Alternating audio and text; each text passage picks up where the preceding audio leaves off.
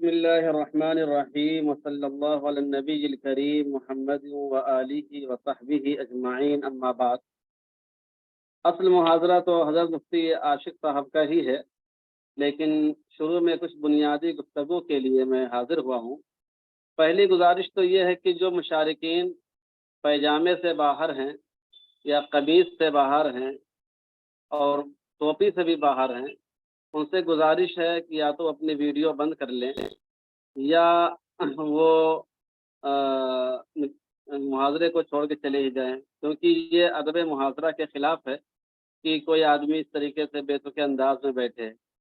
जैसे हमारे शादाब आलम बैठे हुए हैं, मैं इनसे गुज़ारिश करूँगा कि या तो कपड़ा ज़ेबतन कर लें या अपनी वीडियो ऑन के बजाय ऑफ कर लें। और यानी एक इल्म का अदब ये भी है कि अहले इल्म के सामने जब आदमी बैठे, चाहे बिलमुशाफ़ा हो, चाहे यूँ ही मुख़ातब हो, तो उसके लिए आदाब को मलहूज़ रखना ज़रूरी है। और हमारे यहाँ के दर्स के उसूल में भी ये बात है कि कितनी ही गर्मी क्यों ना हो, आदमी पैजामे से बाहर नहीं हो सकता है, तो ये सही नहीं है। दूसरी गुज़ारिश ये है कि हमारे मुशारिकीन जो हैं, वो माशाअल्लाह सब बाज़ौक़ हैं। बीच में अगर आपके ज़हन में कोई सवाल पैदा होता है, तो बीच में सवाल करने के बजाय आखिर में इंशाअल्लाह 15 से 20 मिनट सवाल का सेशन रख देंगे। उसमें आप अपने सवालों के जवाबात हासिल कर सकते हैं, क्योंकि बीच में मुहाज़िर को डिस्टर्बेंस भी होता है और ज़हनी खलल आदमी महसूस करता है, जो तो आया हुआ मज़मून भी बसा औक़ात गायब हो जाता है। तो मुहाज़िर जो अपना पूरा मुहाज़रा पेश करने के बाद चाहे 1 घंटा लगे, चाहे डेढ़ घंटा लगे, चाहे 2 घंटे लगें, चाहे 3 घंटे लगें, हमारा जो ज़ूम है वो तो 24 घंटा भी चल सकता है, ख़रीदा हुआ अल्हम्दुलिल्लाह, तो उससे कोई मसला नहीं है। तो सवाल अगर आपके ज़हन में कोई आता है, हिंदुस्तानी सियासत से मुताल्लिक़ है, हिंदुस्तानी कानून से मुताल्लिक़ है या ख़ुद पर्सनल लॉ से मुताल्लिक़ है, तो फिर आप उस सवाल को लिख-लिख के रखें अपने अपने पास कॉपी में या नोटबुक में, ताकि बाद में आपको सवाल ढूँढना ना पड़े और बर वक़्त आप सवाल का जवाब जो है दरियाफ़्त कर सकें। तो दूसरी बात ये गुज़ारिश है। तीसरी ये है कि हमने तो आप की आवाज़ बंद कर रखी है और सिर्फ़ मुफ्ती साहब की आवाज़ खोली हुई है। अगर बिल-इत्तिफ़ाक़ किसी की आवाज़ खुली रह जाए, तो वो अपनी आवाज़ बंद कर लेगा। क्योंकि बसा औक़ात ख़वातीन भी बोलती रहती हैं, बच्चे भी चिल्लाते रहते हैं, गुज़रने वाली गाड़ियों के शोर-ओ-हंगामे की आवाज़ भी आती है। तो इन वजूहात की वजह से मुहावरे का जो मज़ा होता है, वो किरकिरा हो जाता है और बच्चों की ज़ुबान में तो कुरकुरा हो जाता है। तो उससे भी बचना ज़रूरी है। तो ये बातें थी। हमारे सामने जो मुहाज़िर हैं माशाअल्लाह ज़ुबान के धनी भी हैं, शीरी कलाम भी हैं और बहुत बाज़ौक़ साहिब-ए-इल्म, फ़िक़्ह व फ़तावा पर अच्छी नज़र भी है माशाअल्लाह। अपने इदारे यानी जामिया शाह मुहद्दिस देहलवी, जो फ़लत में एक बड़ा और मशहूर इदारा है, मौलाना कलीम सिद्दीक़ी साहब का कायम किया हुआ है और उनकी सरपरस्ती माशाअल्लाह बहुत अच्छा काम कर रहा है। वहाँ पर प्राइमरी से लेकर इफ्ता तक की तालीम भी है। वहाँ के मौलाना मुफ्ती आज़म भी हैं और वहाँ के शोबा इफ्ता के निगरां हैं, मुशरिफ़ हैं, उस्ताद हैं और फ़िक़्ह व हदीस और तफ़सीर पर माशाअल्लाह यकसा नज़र है। इसके अलावा सबसे बड़ी और अहम बात ये है कि हालात हाज़िरा को समझना बतौर ख़ास हिंदुस्तानी मुआशरे को समझना और हिंदुस्तानी मुआशरे में बसने वाली मुस्लिम कौम के लिए लाइहा अमल तैयार करना और उनको बरवक़्त सही रहनुमाई देना, ये भी माशाअल्लाह मुफ्ती साहब का बड़ा ख़ास ज़ौक़ है, ख़ास मिज़ाज है। और फिर उसमें मौलाना कलीम सिद्दीक़ी साहब का अगर दाइयाना मिज़ाज भी शामिल हो जाए, ज़ाहिर-सी बात है 4 चाँद लग जाते हैं। तो मुफ्ती साहब चूँकि एक अच्छे माहौल में रहते हैं, आलम इस्लामी पर भी नज़र है, हिंदुस्तान के समाज और मुआशरे पर भी नज़र है, कानून और शरीयत पर भी नज़र है, इसलिए इस मौज़ू पर मुफ्ती साहब का मुहाज़रा इंशाअल्लाह बहुत ही तारीख़ी होगा, अहम होगा और हमारे जो मुशारिकीन हैं गर्शे की तादाद में बहुत कम नज़र आ रहे हैं, लेकिन कैफ़ियत के एतबार से और अपनी वजाहत के एतबार से और मुल्क के चूँकि तमाम सूबों की नुमाइंदगी कर रहे हैं, इसमें यूपी और बिहार और बंगाल और महाराष्ट्र, कर्नाटक, जम्मू कश्मीर, तमाम जगह के मुशारिकीन माशाअल्लाह मौजूद हैं। तो ये कहा जा सकता है कि मुहाज़रा मुख्तसर है, लेकिन पूरे हिंदुस्तान का एक नुमाइंदा मुहाज़रा है और मुशारिकीन जो हैं हर सूबे से नुमाइंदगी कर रहे हैं। तो यहाँ से इंशाअल्लाह जो बातें आएँगी, जो निकात सामने आएँगे, उससे हमारे लिए पर्सनल लॉ को समझना भी बहुत आसान होगा और हिंदुस्तानी कानून में जो पर्सनल लॉ की जगह है और उसका जो उसकी जो आज़ादी दी गई है और मुसलमानों के लिए जो उस पर चलने की आज़ादी है, उसके लिए इंशाअल्लाह हमें मज़ीद शरह सद्र होगा। बसा औक़ात ऐसा होता है कि हमें किसी के बारे में डार्क और डीपली मालूमात नहीं होती है, तो हम मीडिया का सामना करने से कतराते हैं, अवाम का सामना करने से कतराते हैं। कोई आदमी हमसे कोई बात पूछना चाहता है तो गहरी मालूमात ना होने की वजह से, बल्कि बसा औक़ात बुनियादी मालूमात भी ना होने की वजह से हम परेशान हो जाते हैं। लेकिन इस किस्म के मुहाज़रात जब सामने आते हैं और आदमी उसको सुना हुआ होता है, तो उसके जो फंडामेंटल है, बुनियादी जो चीज़ें हैं, उससे आदमी वाकिफ़ होता है और जो अहम मुद्दा हो सकता है और जो बयान का, जो कौल का, जो कहने का जो अहम पॉइंट हो सकता है, वो भी आदमी के सामने आ जाता है। तो मैं समझता हूँ कि इन बातों को मद्देनज़र रखते हुए अगर हमारे मुहाज़रीन आज के इस मुहाज़रे को समाअत करते हैं, तो इंशाअल्लाह बहुत मुफ़ीद होगा, बारावर होगा, समरावर होगा और इंशाअल्लाह हम एक अच्छा मुआशरा तश्कील देने के साथ-साथ इस मुआशरे में एक बेहतरीन नुमाइंदगी भी कर सकेंगे। हालात हाज़िरा को समझना ये बहुत बड़ी ज़िम्मेदारी है। इमाम मोहम्मद रहमतुल्लाह अलैह फरमाया करते थे, "मन लम यारिफ़ अहवाल ज़मानी फ़हुव जाहिल।" जो शख़्स अपने ज़माने के हालात से नाआशना हो, वो शख़्स आलिम कहने के लायक नहीं है, वो शख़्स जाहिल के बराबर है। तो हालात की नब्ज़ को जानना, उसके टेम्परेचर को महसूस करना और हालात से नबर्द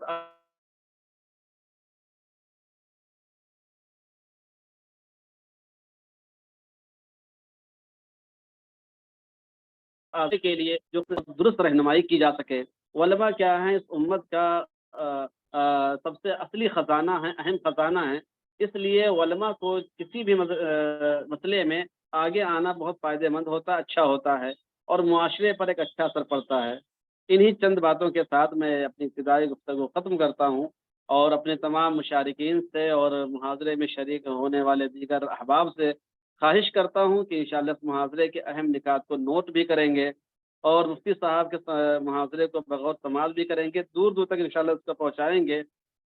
वीडियो हमारी रिकॉर्ड हो रही है, रिकॉर्ड होने के बाद इंशाअल्लाह इसको हम दूर-दूर तक और देर तक उसको पहुँचाने की कोशिश करेंगे और इसी के साथ मैं हमारे उस्ताद के दर्जे में हैं, उस्ताद मोहतरम और हमारे मुख़लिस मोहसिन हज़रत मुफ्ती आशिक़ साहब से दरख्वास्त करता हूँ कि आप अपने मुहाज़रे को शुरू फ़रमाएँ और हम तमाम सामईन को अपने कीमती मुहाज़रे से इस्तिफ़ादे का मौका इनायत फ़रमाएँ। जज़ाकुमुल्लाहु खैरन।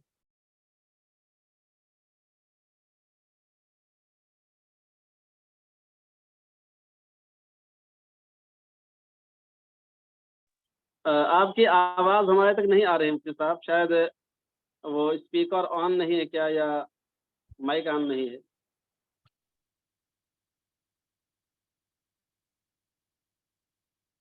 अभी आवाज़ नहीं आई है।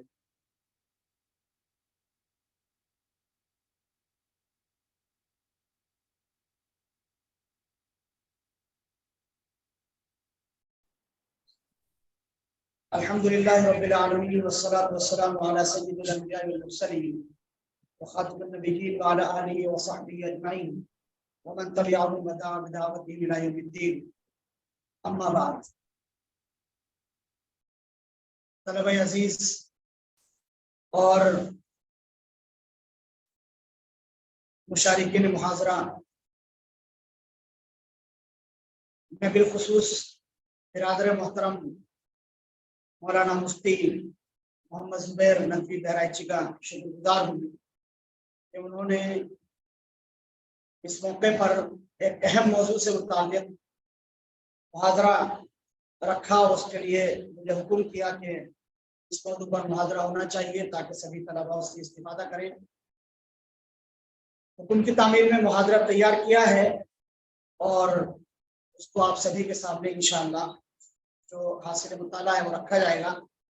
अल्लाह सुब्हानहू व तआला से दुआ गो हूँ कि हमारे रफ़ीक़ मोहतरम ने जो बातें उस लेसन के तौर पर हमारे ताल्लुक से जिक्र की है, अल्लाह सुब्हानहू व तआला उसका मिस्दाक़ बनाए और अल्लाह सुब्हानहू व तआला उनकी दुआओं को और नेक ख्वाहिशात को और तमन्नाओं को हमारे हक़ में कबूल फरमाए और इस मुहाज़रे से खूब अल्लाह पाक इस्तिफ़ादे का मौका हम सबको अता फरमाए और इल्म की बरकतों से माला माल फरमाए।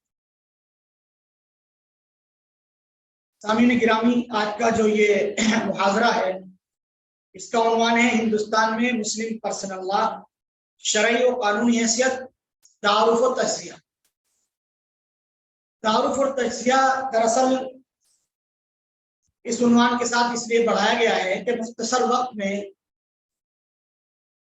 एक बड़े मौजू का मुकम्मल तौर पर इहाता करना मुश्किल होता है, लेकिन कम अज कम उसकी कुछ ना कुछ तारुफी चीजें, तारुफी बातें और फिर हासिल मुताला के तौर पर उसका कुछ ना कुछ तस्या यकीनन पेश किया जा सकता। इसलिए हिंदुस्तान में मुस्लिम पर्सनल लॉ, कानूनी और शरई हैसियत उसकी क्या है, इस पर गुफ्तगू होगी और तारुफी अंदाज में और तज्जियाती अंदाज में इंशाअल्लाह इसको आप हज़रात के सामने रखा जाएगा। चुनांचे आज का जो मुहाजरा है इसमें बुनियादी तौर पर 8 पहलू हैं जिन पर इंशाअल्लाह मुख्तसरन गुफ्तगू करेंगे।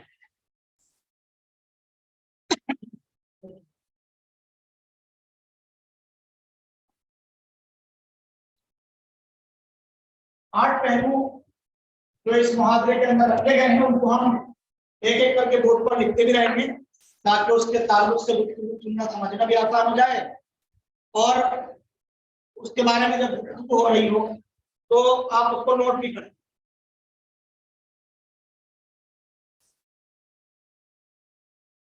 मुस्लिम पर्सनल लॉ का मतलब, नंबर 1 गुफ्तगू का मौजू है हमारा वो है मुस्लिम पर्सनल लॉ का मतलब क्या है, किस चीज को मुस्लिम पर्सनल लॉ कहते हैं। चुनांचे यहाँ पर हम देख रहे हैं कि मुस्लिम पर्सनल लॉ में 3 कलिमात मिलकर के, 3 अल्फाज मिलकर के जुमला बना है। उसमें एक लफ्ज है मुस्लिम, दूसरा है पर्सनल और तीसरा है लॉ। ये 3 कलिमात मिलकर के एक मुकम्मल जुमला बनता है मुस्लिम पर्सनल लॉ। तो इनमें से हर एक लफ्ज को अलग अलग समझते हैं। इसको आसानी के लिए, आसान करने के लिए हर एक चीज की तारीफ की है ताकि समझना आसान हो जाए और हम खुद आसानी से समझ लेंगे इंशाअल्लाह। तो लोगों के सामने बयान करना, लोगों को उसको बताना आसान है। इसलिए बिल्कुल मैंने कोशिश इस बात की है कि आम फहम सवाल में हो ताकि किसी आम आदमी को भी हम आसानी से समझा सकें। मुस्लिम का माना, लफ्ज मुस्लिम के माना है मुसलमान। मुसलमान को मुस्लिम कहते हैं।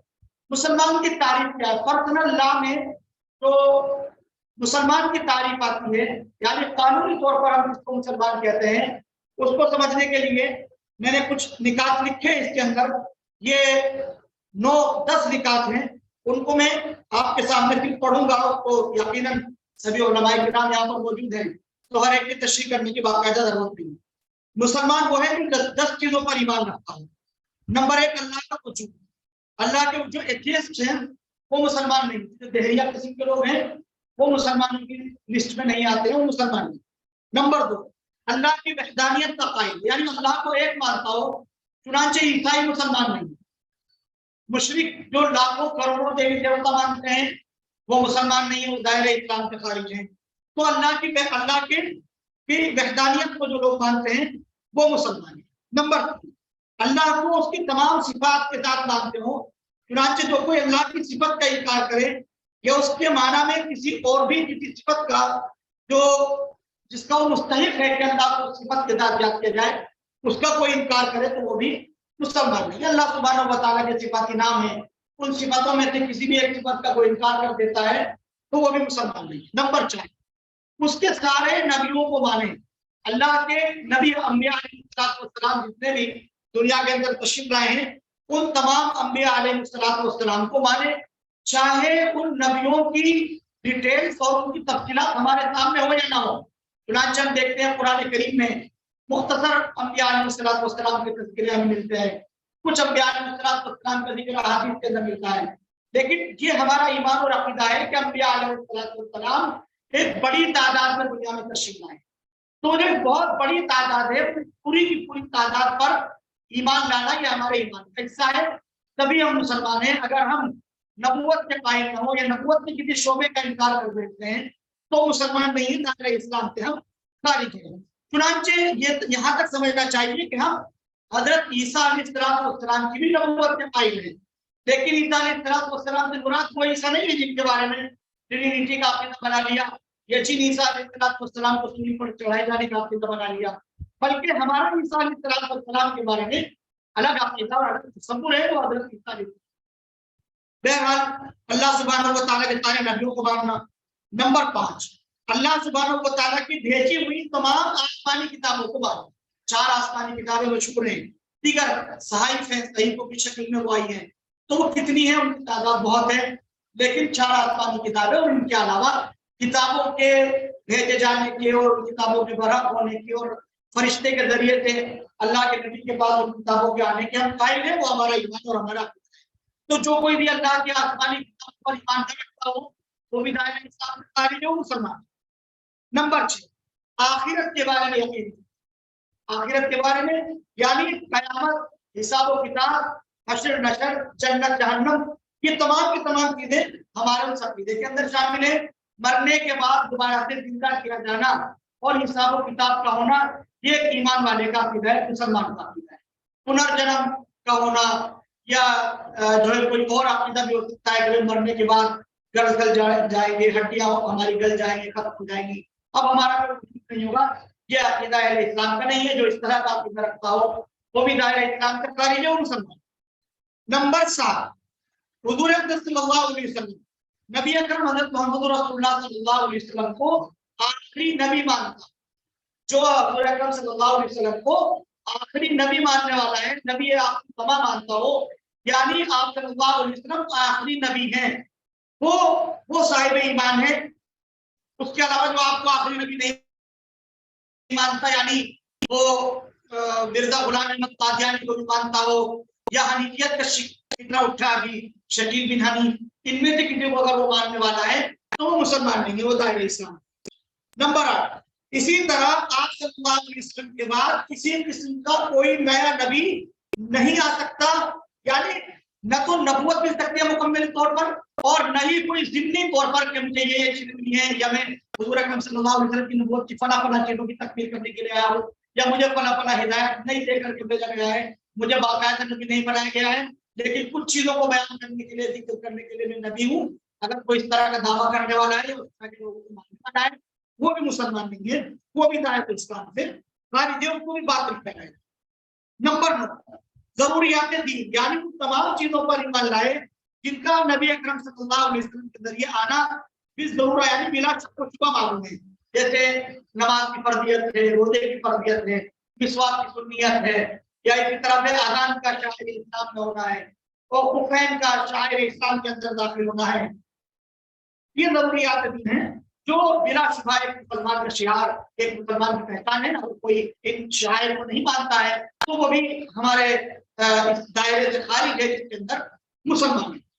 नंबर 10, इन बातों का जबानी भी इकरार करें, इन बातों का जिनका तज़किरा किया गया है उनको जबानी भी मानता हो, इसलिए आप जानते हैं कि उसकी तकमील के लिए, ईमान की तकमील के लिए इक़रार बिल लिसान व तस्दीक़ बिल क़ल्ब, ये दोनों चीजें शर्त है। यानी ये अगर कोई अपने आप मुसलमानों जैसे अमाल करता हो लेकिन जबान से इकरार नहीं करता है तो वो मुसलमान नहीं। इसी तरह से कोई सिर्फ जबान से इकरार करता हो लेकिन इस्लामी तालीमात का मुनकिर हो, नमाज का मुनकिर है, रोजे ज़कात की, हज की फर्जियत का मुनकिर है, किसी और इस्लामी फरीदे का वो इनकार कर रहा है, तो जाहिर है कि वो भी मुसलमान नहीं है। इसलिए कि एक इस्लाम यानी साहिब ईमान के मुसलमान होने की हकीकत ये है कि वो जबान से भी इकरार करता हो और दिल से भी इन तमाम चीजों की तस्दीक करता हो। जबान से इकरार और दिल से तस्दीक का मतलब ये है कि वो तमाम इस्लामी जो है उमूर की अंजाम दही भी करता हो और लोगों से कहता भी हो कि मैं मुसलमान हूं। ठीक, आवाज कट के जा रही है सबके पास है, किसी अच्छा हो सकता है कहीं कोई आवाज बता देगा, वो देख के बता देगा ना। साफ नहीं आ रही, एक ने भेजा है, मैं जी साफ है जी, चलता है, ठीक है बात करता हूँ। बहरहाल खुलासे कलाम यह है कि गैर मुस्लिम वो इंसान है जो अल्लाह ताला की ज़ात व सिफ़ात या उसके भेजे हुए किसी एक भी पैगंबर पर ईमान न लाए या हज़रत मोहम्मद रसूलुल्लाह सल्लल्लाहु अलैहि वसल्लम को आखिरी पैगंबर न माने। इसी तरह अल्लाह तबारक व तआला की नाज़िल करदा किताबों में से किसी एक का भी इनकार करे क्या अल्लाह ताला की जात और सिफात में किसी दूसरे को भी किसी भी दर्जे में शिरक, तो वो गैर मुस्लिम है, वो मुसलमान नहीं है, उस पर मुस्लिम पर्सनल लॉ के खिलाफ नहीं होगा कानून को, क्यों इस कानून को मानने वाला है, इस कानून को मानने वाला नहीं है। आगे चलकर आप देखेंगे कि वो अपने आप को मुसलमान होने का दावा करे और इन तमाम बातों का विरोध कर रहा हो या इनमें से किसी एक बात का इनकार कर रहा हो, तो मुस्लिम पर्सनल लॉ वाले इस बात को कह सकते हैं कि साहब तो मुसलमान ही नहीं है, इसलिए आप इसके एतमाद कैसे करेंगे कानूनी है। इसकी तरफ से तो चाहे आप जो कानून रास्ता बना दीजिए, ये जब मुसलमान ही नहीं है हमारे लिहाज से और हमारी शरीयत से खारिज का आदमी है, तो ये तो चाहेगा कि कानून किसी भी तरह का बन जाए, हिफाजत कैसे करेगा? दिमाग इस्लाम की हिफाजत तो वही करेगा जो इस्लाम को बिल्कुल लिया बात नहीं आगे क्लियर है। आगे चलते यहाँ तक एक बात। दूसरी चीज है कि पर्सनल लॉ, ये तो मुसलमान हो गया, मुसलमान के बारे में आप देखें। दूसरा लफ्ज है पर्सनल, पर्सनल, पर्सनल का माना होता है साथ, ये अंग्रेजी जबान का लफ्ज है पर्सनल, ठीक है, अंग्रेजी जबान का लफ्ज है पर्सनल और इसके माना होते हैं जाती, जाती यानी इंसान का ये जाती मामला है, अपना मामला है, अपना जाती, या आप क्या करते हैं अपना, मेरा खुद का, पर्सनल, मेरा, ये इसका तर्जुमा होता है। पर्सनल का मफहूम क्या है यहाँ पर, यानी जो हम मुस्लिम पर्सनल लॉ कहते हैं, इसमें मफहूम क्या है? यहाँ पर मफहूम इसका ये है मुस्लिम पर्सनल लॉ का, जो सिर्फ मुसलमानों के लिए खास कानून, कानून की जबान में इसको कहेंगे वो कानून जो सिर्फ मुसलमानों के साथ, वो कानून जो सिर्फ मुसलमानों के साथ खास हो, यानी कानूनी तौर पर जब हम गुफ्तगू कर रहे हों और हमें कहीं जरूरत पेश आए तो हम ये बावर करा सकें कि ये वो और कानून है जो सिर्फ मुसलमानों के साथ खास है, पहले इस्लाम इसके अंदर, ठीक है। ये बोर्ड पर लिखा हुआ समझ में आ रहा है, इसमें बोर्ड पे लिखा हुआ दिख रहा है जी, क्या वो पढ़ा पढ़ने में आ रहा है, पढ़ने में जो है वो पढ़ सकते हैं। तीसरा लफ्ज यहाँ पर इस्तेमाल होता है ला, ला, ये इस तरह है, इसको हमने के साथ भी लिखते हैं बहुत सारे लोग, लेकिन ज्यादातर इसको बगैर हमजा के लिखा है लॉ।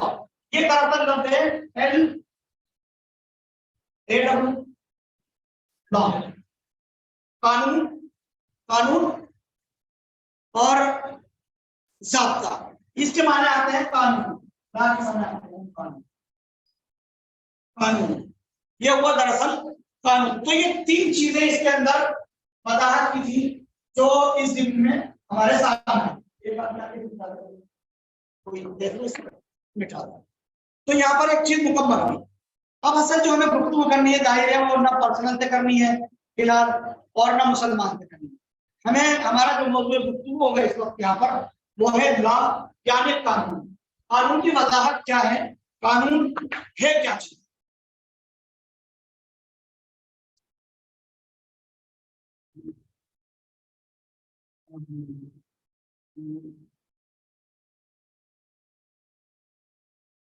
कानून की वजाहत, कानून आप सभी हजरात माशाल्लाह समझदार हैं, उलमाए किराम हैं, ये बात आसानी से समझी जाती है कि कोई भी इदारा हो, कोई समाज हो, कोई सोसाइटी हो, वो बगैर किसी कानून या कहिए बगैर किसी डिसिप्लिन के बरकरार नहीं रह सकता, वो चल ही नहीं सकता। अगर किसी समाज और किसी मुआशरे में कोई कानून ना हो, कोई ज़ाब्ता ना हो और वहां पर नाकानूनियत का बोलबाला हो, तो वो समाज और मुआशरा अपनी असली हालत पर कभी भी टिका नहीं सकता, बल्कि उसका पूरा का पूरा निजाम बराम बराबर करके रहेगा। वो समाज चलाने के लायक नहीं रहेगा अगर उसके अंदर लॉ नहीं है, कानून या उसके अंदर डिसिप्लिन नहीं है। तो दरअसल हर समाज में और हर मुआशरे में जरूरत इस बात की होती है कि कुछ हुकूक और कुछ फराइज मुतय्यर कर दी। हर समाज के लिए कुछ हुकूक और फराइज मुतय्यर, कुछ हुकूक और फराइज मुतय्यर होते हैं।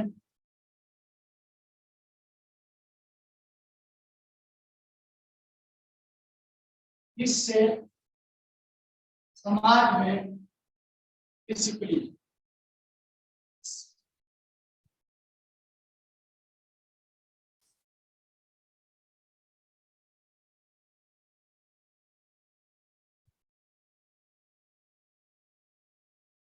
इससे डिसिप्लिन बरकरार रहता है। कानून की पासदारी और कानून का लिहाज भी उसी तरह से हुआ करता है। मिसाल के तौर पर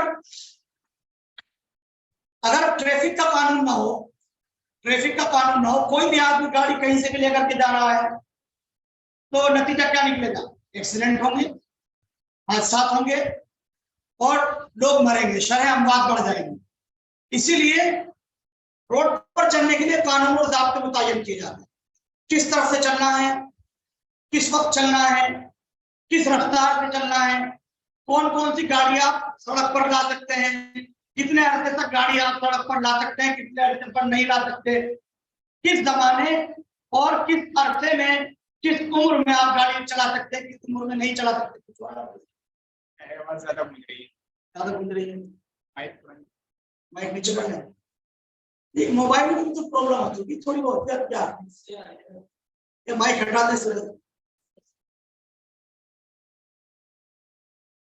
ठीक है, देखते हैं, हो सकता है सही चले। तो डिसिप्लिन और कानून उस वक्त बरकरार रहेगा जबकि सड़क पर चलने के ज़ाब्ते और कवानीन मुतय्यन हैं। अगर वो नहीं है तो सड़क का जो लॉ एंड ऑर्डर है वो सब कुछ धराम होकर के रह जाएगा और निजाम नहीं चल पाएगा। अब रहा ये सवाल कि इंसान जो मखलूकात में सबसे अफजल है, सबसे बढ़कर है, उसके रहन सहन, तौर तरीके, चाल चलन के लिए कानून बनाने का हक दरअसल है किस? इंसान के लिए कानून साजी का काम कौन लोग करेंगे? कहां से लोग आएंगे जो कानून साजी करेंगे? इस सिलसिले में बात जाहिर है कि जो आदमी मशीन का मुजिद होता है, ये उसी की जिम्मेदारी होती है और उसी के मुताबिक जो है वो मशीनरी काम करती है। मोबाइल कंपनी है, मोबाइल कंपनी जब कोई कंपनी बनाती है तो उसके साथ में बहुत दखील की किताब आती है, यूजर गाइड दी जाती है कि आप इस मोबाइल को किस तरह से इस्तेमाल करेंगे, किस वक्त करेंगे, कब ये चलेगा, कब ये काम नहीं करेगा, अगर इसमें फला किस्म की प्रॉब्लम या मुश्किलात आती हैं तो आप क्या करेंगे, उनका सोल्यूशन कैसे करेंगे, हल कैसे करेंगे, वो यूजर गाइड दी जाती है पूरी की पूरी। कोई भी प्रोडक्ट आप मार्केट से खरीदने के लिए जाएंगे तो उसके अंदर लाजिमन आपको एक यूजर गाइड जरूर मिलेगी। मोबाइल एक छोटी सी चीज है, बड़ी से बड़ी भी कोई चीज आप खरीदेंगे उसमें आपको एक यूजर गाइड दी जाती है कि वो जो बनाने वाला है वो उसके बारे में ज्यादा बेहतर जानता है कि मैंने इसको बनाया है तो इसका तौर तरीका, चाल चलन कैसे ठीक रहेगा, कैसे इसके अंदर बिगाड़ों करा दिया जाएंगे। चुनांचे यहाँ पर ये बात कही जाती है कि अल्लाह रब्बुल आलमीन जो पूरी कायनात को बनाने वाला है, इंसानों को पैदा करवाने वाला है, यकीनन उसने जो गाइडलाइन दी है, यूजर गाइड जो अल्लाह रब्बुल आलमीन की तरफ से अता की गई है, यकीनन उससे बेहतर कोई गाइडलाइन और ज़ाब्ता हयात इंसान के लिए नहीं हो सकता, उससे बेहतर कोई चीज नहीं हो सकती। चुनांचे अल्लाह सुब्हानहू व तआला ने जो कानून इंसानों के लिए बनाया है वो बिल्कुल फितरी है और तबई है। वो ऐसा कानून और ऐसा ज़ाब्ता है जो हर इंसान के ऊपर फिट होगा, इसलिए तो फितरी है। इंसान कोई भी कानून बनाएगा अगर वो फितरत के कहीं भी खिलाफ होगा, फितरत से कहीं भी टकराएगा तो इंसान को दुश्वारी का सामना। अल्लाह पाक ने जो कानून दिया वो तबई और फितरी है। चुनांचे इंसान की तबीयत, उसकी फितरत के वो मौजू अल्लाह सुब्हानहू व तआला ने कानून बनाया है। अल्लाह पाक ने खुद इरशाद फरमाया, इनिल हुक्मु इल्ला लिल्लाह, सूरह अनआम आयत नंबर 57, आयत नंबर 57, इनिल हुक्मु इल्ला लिल्लाह, हुक्म सिर्फ अल्लाह का है क्योंकि जो पैदा करेगा वही हुक्म देने वाला है, इस निजाम को चलाने वाला भी वही है। अला लहुल खल्क़ु वल अम्रु तबारकल्लाहु रब्बुल आलमीन, सूरह अल-आराफ आयत नंबर 54। इसके अंदर अल्लाह सुब्हानहू व तआला ने जो है ऐलान किया इस बात का कि अल्लाह के सिवा बेहतर कानून साजी कोई और नहीं कर सकता, इसलिए कि वो पैदा करने वाला है। अल्लाह सुब्हानहू व तआला ने अपने बंदों को जो निजाम और ज़ाब्ता हयात अता फरमाया है तो क्या कहते हैं? शरीया। ठीक है, ये जो ज़ाब्ता हयात है हमारा मुसलमानों का क्या है, वो उसका क्या नाम है? उसका नाम शरीयत है। और ये जो शरीयत है कहां पर मिलेगी हमें? शरीयत कहां पर मिलेगी? ये कुरान करीम की शक्ल में मुकम्मल तौर पर मौजूद है और उसकी तौज़ीह और उसकी तशरीहात नबी आखिर ज़मां हजरत मोहम्मद रसूलुल्लाह सल्लल्लाहु अलैहि वसल्लम ने फरमाई है, जो आप सल्लल्लाहु अलैहि वसल्लम की सीरत तय्यबा और आप सल्लल्लाहु अलैहि वसल्लम की अहादीस के अंदर हमें मिलती है। तो शरीयत हमें कहाँ मिलेगी? शरीयत का कानून कहाँ मिलेगा? कुरान में और हदीस में। कुरान और हदीस कहते हैं तो इसमें अल्लाह के नबी सल्लल्लाहु अलैहि वसल्लम की सीरत तय्यबा खुद ब खुद आ जाती है। आप सब इसकी तशरीह जो चाहें बहरहाल कर सकते हैं और इसकी बहुत सी तशरीहात हो सकती है। अब एक चीज यहाँ पर यह कि फुक़हाए किराम ने शरीयत को किन किन शोबों में तकसीम किया है। जाहिर है कि उसूल फुरूअ तमाम की तमाम चीजें और मुकम्मल फ़िक़्ह इस्लामी कहाँ से निकल रही है? कुरान और हदीस से। कुरान और हदीस से इस्तिख़राज इस्तिंबात है तमाम फ़िक़्ह इस्लामी का। तो फुक़हाए किराम का बड़ा किरदार है इसके अंदर, क्योंकि वो हमारी रहबरी करते हैं, हमारी रहनुमाई करते हैं कि जिंदगी को कुरान और हदीस के मुताबिक गुजारते हैं। कुरान और हदीस के मुताबिक हमारा आदमी की इतनी इस्तेदाद और सलाहियत नहीं है कि वो इस्तिंबात करता भी कुरान और हदीस के अंदर। तो हमने अपने अमल को और अपने इल्म को सौंप रखा है किसके हवाले? फुक़हाए किराम रहमतुल्लाह ने अपने इल्म की रोशनी में जो कुरान और हदीस से उन्होंने इस्तिंबात किया है, इस्तिख़राज किया है, उसकी रोशनी में जो बातें उन्होंने फरमाई है, उनकी रोशनी में हमें जिंदगी गुजारना आसान है। तो कुरान फुक़हाए किराम ने शरीयत इस्लामी को 8 शोबों में तक़सीम किया। फ़िक़्ह इस्लामी को 8 शोबों में तक़सीम किया है। 8 शोबों में फुक़हाए किराम मुकम्मल इसकी तक़सीम करते हैं। जी और सबके सामने सबके लिए करते हैं। इसकी क्या वजह है? मैं हमारे यहाँ में मसला तो नहीं।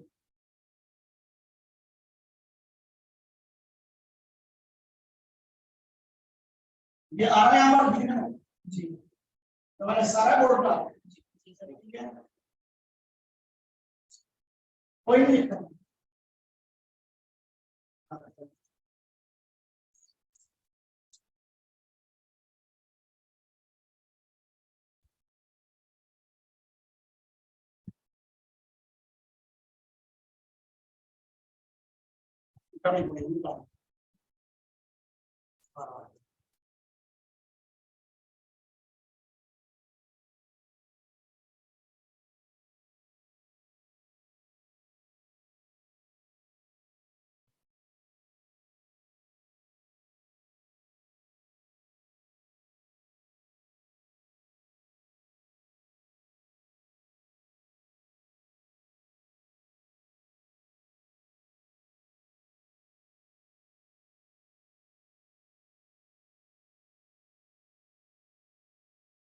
इन 8 शोबों पर फुक़हाए किराम रहमतुल्लाह ने मुकम्मल शरीयत को तक़सीम फरमाया है।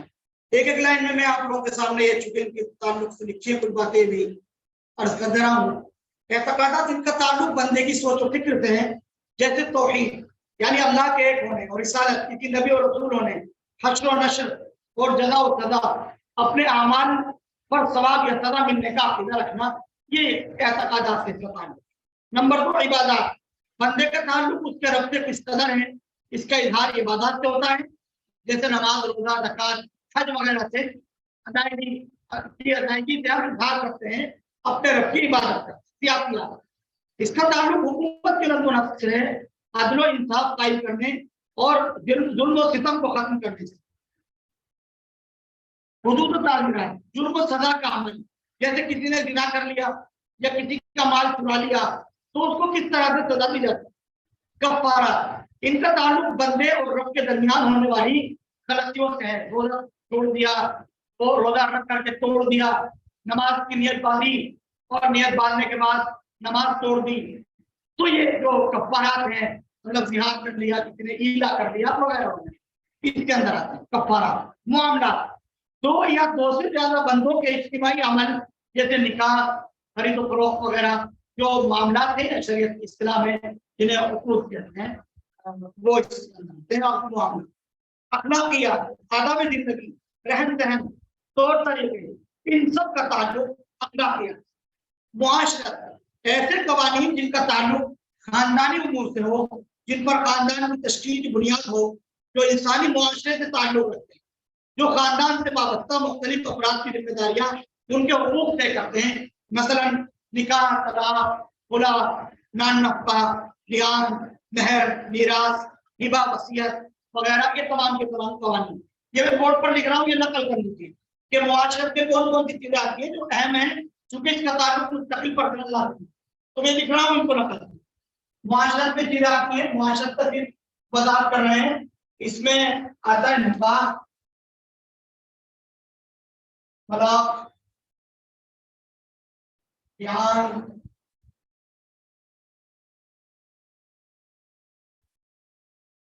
खुला, नान नफका, महर, मीरास, महर, मीरास, हिबा, वसीयत वगैरह। वसीयत वगैरह ये वो मामलात हैं जिनका ताल्लुक हमारी शरीयत से है, और खास तौर पे मुआशरत के दिन में ये तमाम की तमाम चीजें आती हैं, और इससे मुताबिक जो है गुफ्तगू और बहस मुस्तकिल हमारे यहाँ जारी रहती है। कानून के इसी हिस्से को उर्दू में आईने कवानीन, ये लिख लिया, लिख लिया।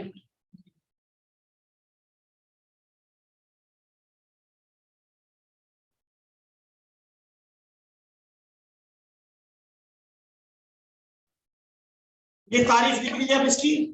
कानून के इसी हिस्से को उर्दू में आईने कवानीन,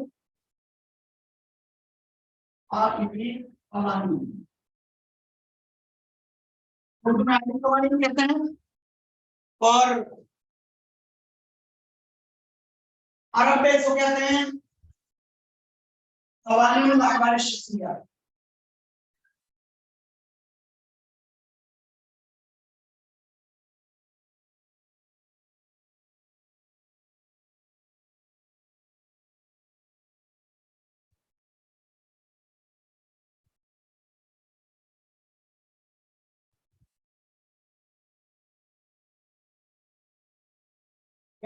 ये तो अभी ये तो कलिमात है, और अंग्रेजी में कहते हैं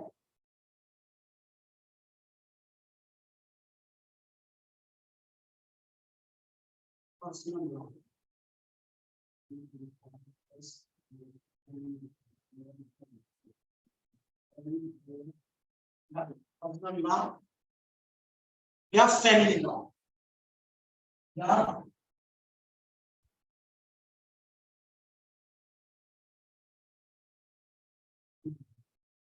पर्सनल लॉ या फैमिली लॉ।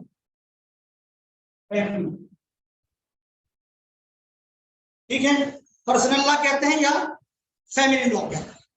ये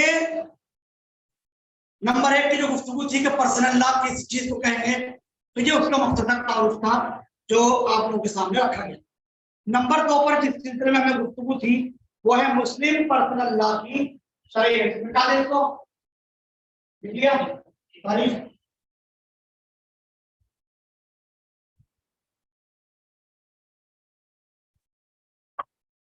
दूसरे नंबर पर है मुस्लिम पर्सनल लॉ की शरीयत। दूसरा जो हमारा मुख्तसर होगा मुस्लिम पर्सनल लॉ की शरीयत।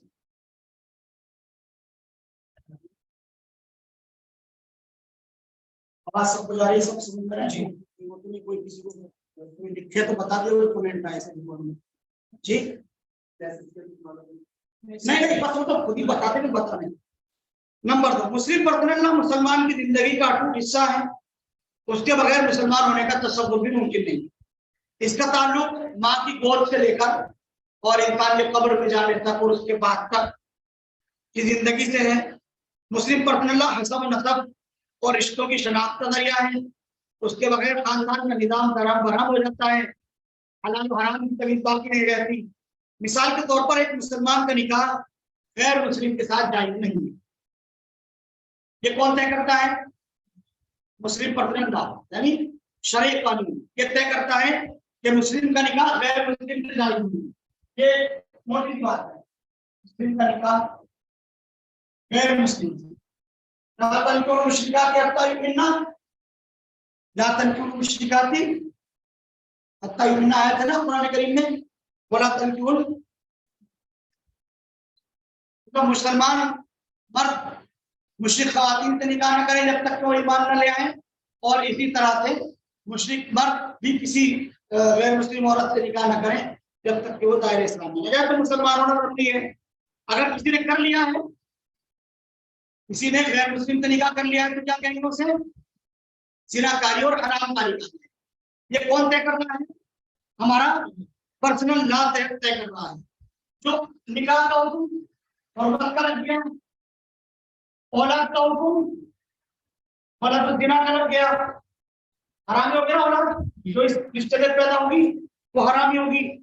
इसी तरह से माँ बाप का उसको तरका नहीं मिलेगा, इख्तिलाफ है दीन की बुनियाद पर ये उससे खारिज हो जाएगा, दुनिया में बर्बाद आखिरत भी। आजकल के हालात में जो वाकयात रूनुमा हो रहे हैं, जाहिर है कि हमारी गुफ्तगू का मौजूद नहीं है, इस वक्त बहस चल रही है, क्योंकि मुस्लिम लड़कियां गैर मुस्लिम लड़कों से शादी कर रही हैं या मुस्लिम लड़के गैर मुस्लिम लड़कों से शादी कर रहे हैं।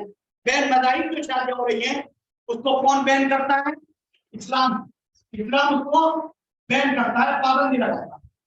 निकाह पर इस्लाम में पाबंदी है, उसको इस्लाम एक्सेप्ट नहीं करता। इसका ताल्लुक इस्लामी शरीयत से हरगिज़ नहीं है, उसको नहीं माना जाएगा, उसको तस्लीम नहीं किया जाएगा। कोई बात नहीं, लग गई, निकल गई है, लग गई, चलो कर लेंगे साथ।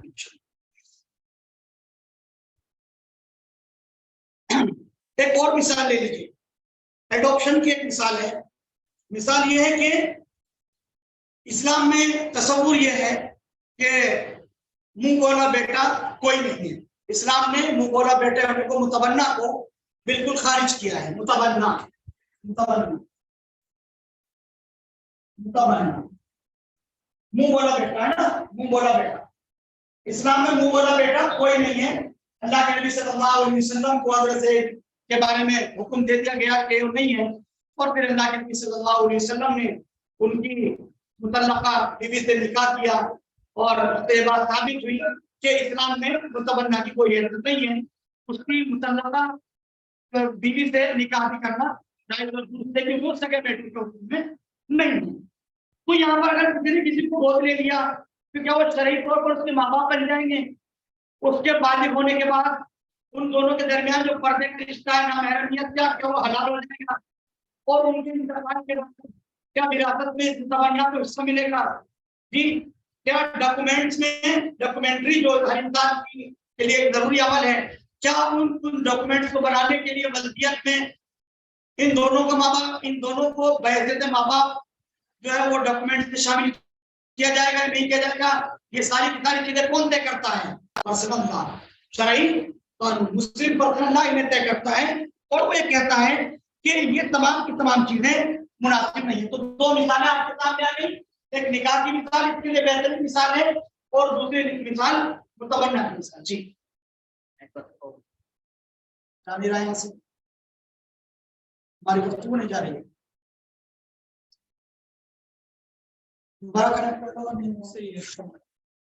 पूछने किसी से कोई साहब बता दे जरा, देख करके कभी पता चले कि वहां ना पहुंच रही है।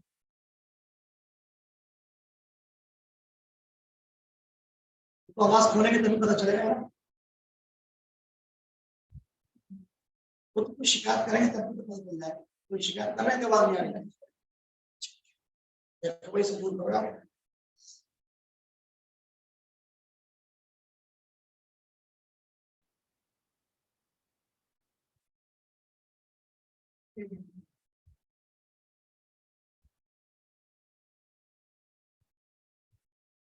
ठीक है,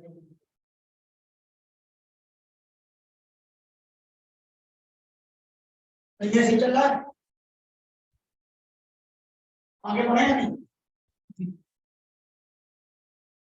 पूछ लेते किसी को, माइक पे बोल दो, मैसेज मेरे पास आप नहीं कोई साहब बता दे अगर वो साफ है। हाँ निरीक्षा ये भी फोन कर रहे हैं अयाज वाजा निरीक्षा, देखो तो क्या करूं। यस, अस्सलाम वालेकुम। लिख के भेज रहे सफारी, उन्होंने मैसेज सफारी किया है। तो ये कुछ लोगों को पर्सनल भी होता है, अपने डिस्टर्ब उनकी नेटवर्क की प्रॉब्लम है। उनकी अपनी होगी ना, यहाँ तो सही करना है।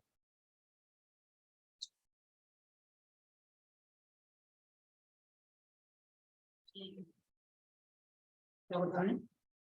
शुरू से ऐसा हो रहा है, आधी आवाज आती है, आधी नहीं। अगर मिनट में कम नहीं है, मैं घटा देता हूँ। माइक हटाते हैं, तुम हटाओ माइक, देख बाकी देखो क्या, अगर माइक हटाने के बाद हो सकता है साफ आवाज जाए। हमारी आवाज अब आ जाएगी। तो यहाँ जो मुस्लिम पर्सनल लॉ से मुतालिक गुफ्तगू हुई, उसकी दो मिसालें हमने लिखी। इसमें कुछ आयतें हम कोट कर रहे हैं, जाहिर है सब उलमाए किराम है और इंशाअल्लाह मुस्तकबिल के मुफ्तियान निज़ाम है, तो लेकिन चूंकि लिखा है इसमें कुछ थोड़े चंद जुमले में आपके सामने ये रख रहा हूँ। हमारा अकीदा है कि अल्लाह का बनाया हुआ कानून सबके लिए बेहतर और बाइसर रहमत है। यही कानून खैर और बरकत का सबब है। शरीयत के तमाम कवानीन, बिलखुसूस मुआशरती कानून, पूरे मुआशरे के लिए अमन सलामती और चैन और सुकून का जरिया है। उस पर अमल करना गुनाहों से पाक और साले मुआशरे का जामिन है। चूंकि ये इंसान के खालिक का बनाया हुआ कानून है, इसलिए अल्लाह के यहाँ उसी के मुताबिक गुजारी हुई जिंदगी मकबूल हो गई। ऐसे ही लोग कामयाब होंगे। अल्लाह ताला का इरशाद है, वमन युतिइल्लाह व रसूलहु व यख्शल्लाह व यत्तक़ी फउलाइका हुमुल फाइज़ून। सूरह नूर आयत नंबर 52 में लिख सकते हैं आप लोग। सूरह नूर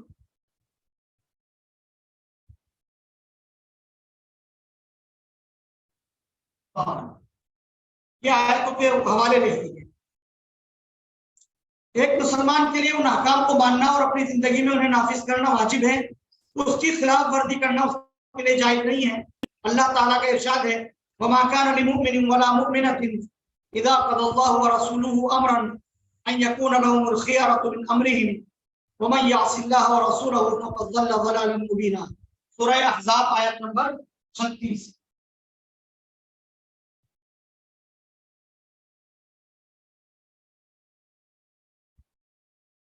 आयत नंबर 36। एक और जगह अल्लाह पाक ने फरमाया, वमन युशाक़िक़िर रसूल मिन बअदि मा तबय्यन लहुल हुदा व यत्तबि गैर सबीलिल मुमिनीन नुवल्लिहि मा तवल्ला व नुस्लिहि जहन्नम व साअत मसीरा। सूरह निसा आयत नंबर 1।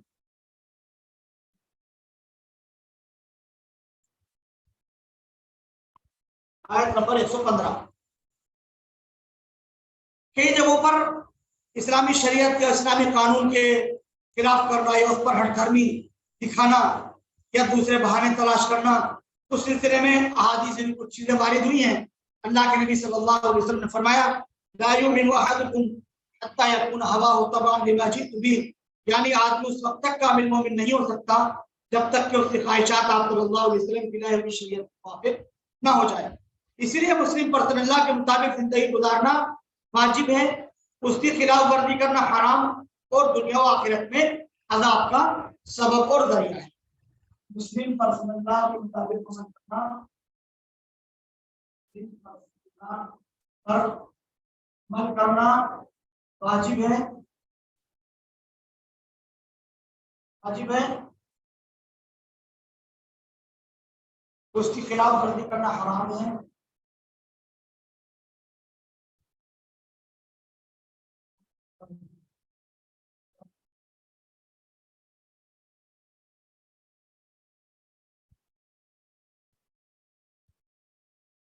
और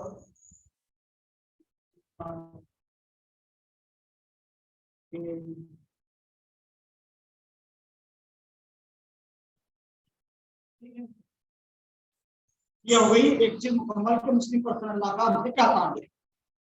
अब इसके बाद अगला जो नुकता है वो है हिंदुस्तान में मुस्लिम पर्सनल लॉ की तारीख। नंबर 3।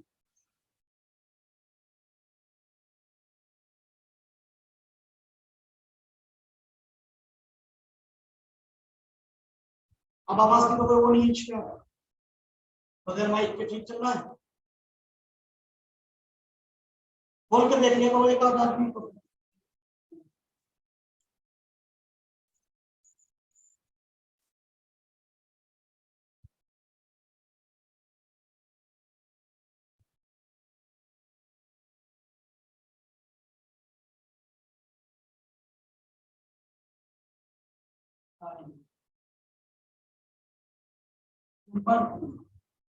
हमने बताया था कि 8 मौजू रहेंगे हमारे, उनमें से तीसरा मौजू है हिंदुस्तान में मुस्लिम पर्सनल लॉ की तारीख।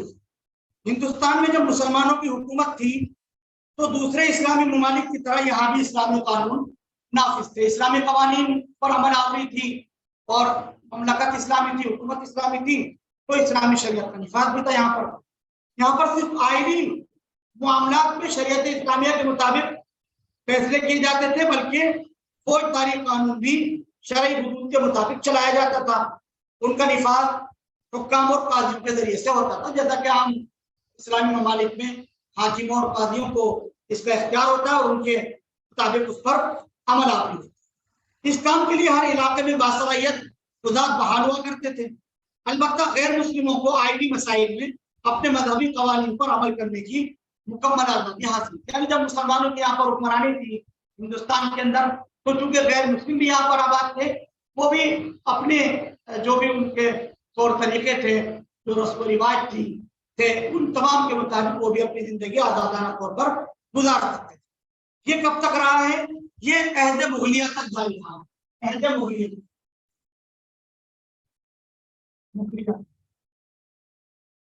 इस्लामी कानून का निफाज, इस्लामी का निफाज, इस्लामी कवानीन का निफाज अहद मुगलिया तक जारी रहा। उसके बाद क्या हुआ? जब अंग्रेजों ने हिंदुस्तान पर कब्जा कर लिया तो इस्लामी कानून के मुख्तलिफ शोबों को खत्म करना शुरू किया। पूरी शरीयत को और पूरे कानून को या लफ्ज़ अंग्रेजों ने खत्म नहीं किया, बल्कि धीरे धीरे उसके कुछ शोबों को या कुछ दफात को वो खत्म करते गए और इस तरह से धीरे धीरे उन्होंने इस्लामी कानून को खत्म किया। तो सबसे पहले जो 1864 में, सन 1864 ईस्वी में मुस्लिम उलमा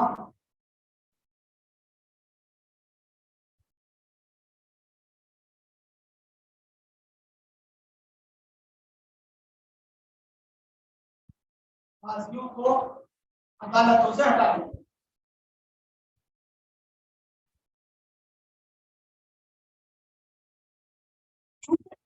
अंग्रेज का ताल्लुक हिंदुस्तान की किसी भी कम्युनिटी से नहीं था, उन्होंने तो इस पर कब्जा जमाया था और वो अपने आप को हाकिम समझते थे। तो सिर्फ मुसलमानों के काजियों को ही नहीं हटाया, बल्कि हिंदुओं के जो हिंदू शास्त्र हैं उसके मुताबिक जो वो अपने अमल किया करते थे, उन हिंदुओं को भी, शास्त्रियों को उन्होंने वहां से हटाया और उसकी तरह उन्होंने मौकूफ कर दिया।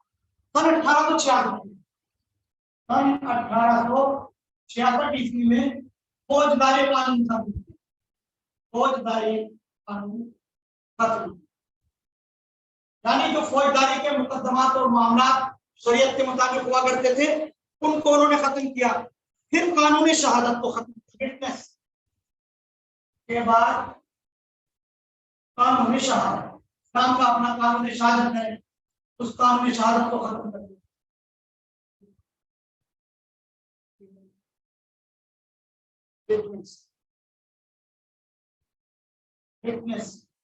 तो कानून हुआ करता था शहादत का, वो कानून ने शहादत खत्म किया, कानून मुआहदात खत्म किया, कानून मुआहदात खत्म किया। जो एग्रीमेंट्स होते हैं, जो दो फरीक के दरमियान एग्रीमेंट होता है, एग्रीमेंट्स, जो एग्रीमेंट्स हो सकते थे उन एग्रीमेंट्स को और उनके कानून को खत्म किया। यहाँ तक कि आईनी कानून और मुस्लिम पर्सनल लॉ में तब्दीली की बात पर भी अंग्रेजों ने गौर फिक्र करना शुरू कर दिया कि किस तरह से मुसलमानों के मुकम्मल कवानीन को खत्म कर दिया जाए और मुसलमानों की शरीयत के जो भी कवानीन उस वक्त हिंदुस्तान में बचे हुए थे उनको खत्म किया जाए, इस पर गौर किया। इसके लिए ब्रिटिश गवर्नमेंट ने रॉयल कमीशन मुकर्रर किया। रॉयल कमीशन,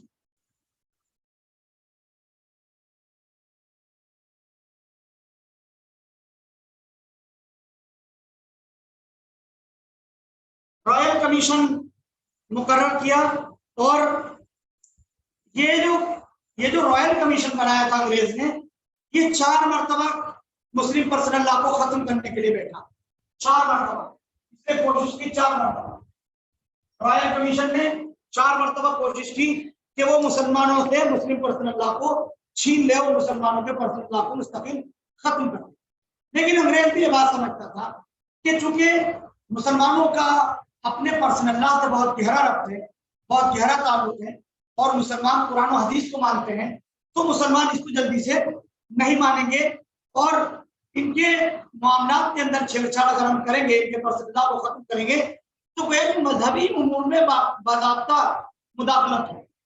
ये मजहबी उमूर में मुदाखलत होगी अगर हम इनके पर्सनल लॉ को खत्म करेंगे और मुसलमान इसको तौर पर बर्दाश्त नहीं करेंगे। ये बात अंग्रेज ने समझी, उस जमाने में लिखी हुई भी है कि अंग्रेजों ने पर्सनल लॉ को इसलिए खत्म नहीं किया कि अंग्रेज भी इस चीज को समझते थे कि मुसलमानों का ताल्लुक कुरान और हदीस से है, अगर हम खत्म करेंगे तो इनमें बेचैनी होगी और इसको बर्दाश्त नहीं करेंगे, माहौल खराब। चुनांचे अंग्रेज ने पर्सनल लॉ में मुदाखलत से जो है वो दूरी इख्तियार कर ली और उसने हिंदुओं के लिए धर्मशास्त्र पर और मुसलमानों के लिए कानून शरीयत पर अमल के हक को बाकी रखा, बरकरार रखा। लेकिन बाद में आने वाली अदालतें और नए आने वाले जजीज ने इस्लामी शरीयत और हिंदू शास्त्रों के जो उसूल और दायरे थे उनके खिलाफ धीरे धीरे फैसले देना शुरू कर। बात सही बात है, आहिस्ता आहिस्ता यानी पूरी शरीयत को तो खत्म नहीं किया, बल्कि उन्होंने ये किया कि कोई मामला आया तो जज ने उसके खिलाफ फैसला दे दिया। भाई जब जज ने फैसला दे दिया तो आप कानून तौर पर आप झगड़ते रहिए, करते रहिए और उसके अंदर न जाने कितना वक्त लग जाए आपको कि आप उसके अंदर जीतेंगे हारेंगे, ये अलग मौजूद है। फिर नए आने वाले जो जजेस होते हैं वो पुराने वाले जज की बात को नजीर बनाते हैं कि पहले जज इस सिलसिले में ये फैसला दे चुके हैं, इसलिए हमने ये फैसला दिया, बाद में आने वाले भी उसके रविश पर चले। तो इस तरह से धीरे धीरे होते मुस्लिम पर्सनल लॉ के बाद कवानीन पर पकड़ लगती गई और इस तरह से इन्होंने इनको जो है वक्तन उसमें जो है वो तब्दील करना शुरू कर। चौथे नंबर पर आता है मुस्लिम पर्सनल लॉ की कानूनी हैसियत।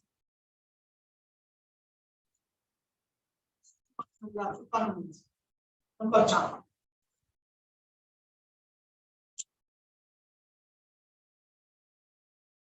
नंबर 4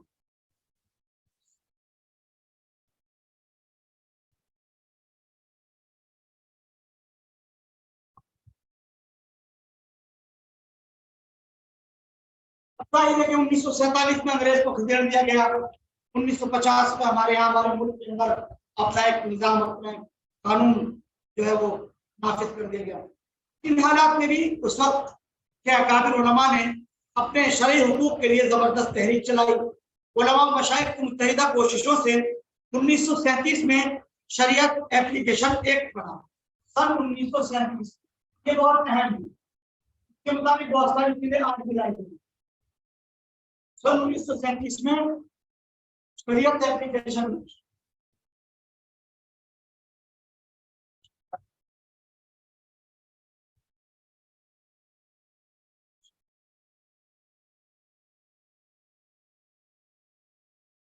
शरीयत एप्लीकेशन एक्ट बना दिया गया।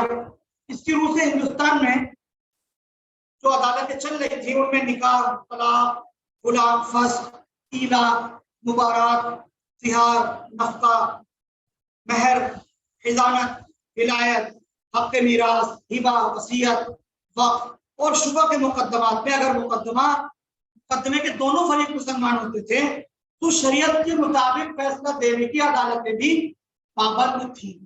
अदालतें भी पाबंद थी कि वो शरीयत एप्लीकेशन एक्ट के तहत फैसला दें। ये चीजें भी लिख ली गई है। निकाह, तलाक, और इनमें कौन कौन से मामला है?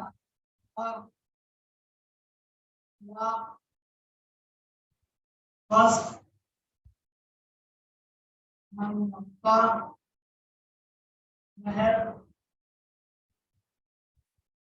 दानत,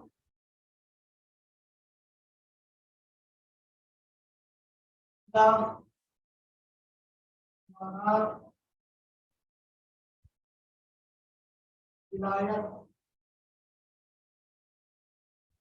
निवास, वसीयत, वसीयत, वक्फ,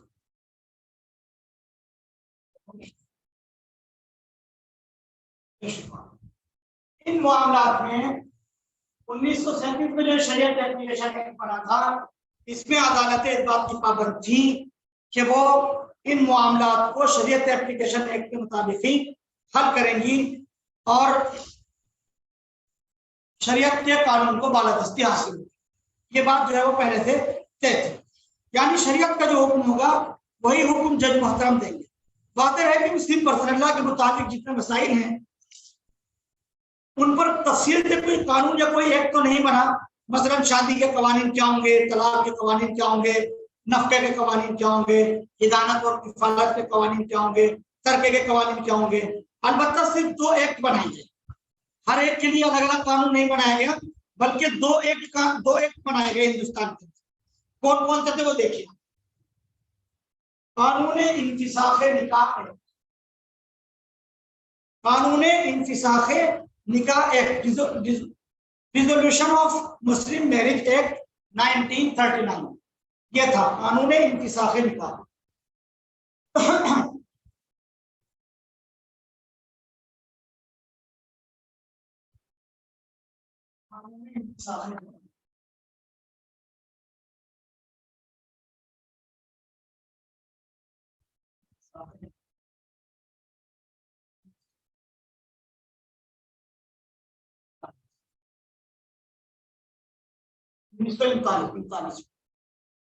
इस एक्ट में फस्ल निकाह के मुताबिक कवानीन बनाए गए थे, उसी के मुताबिक फैसले हुए।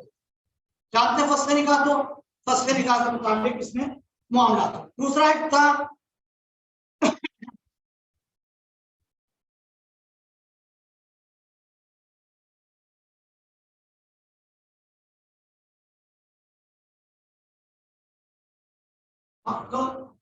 मुस्लिम मुतल्लक़,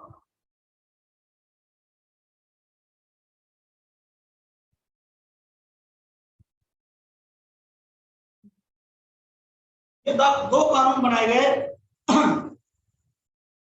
और यह कानून था 1986।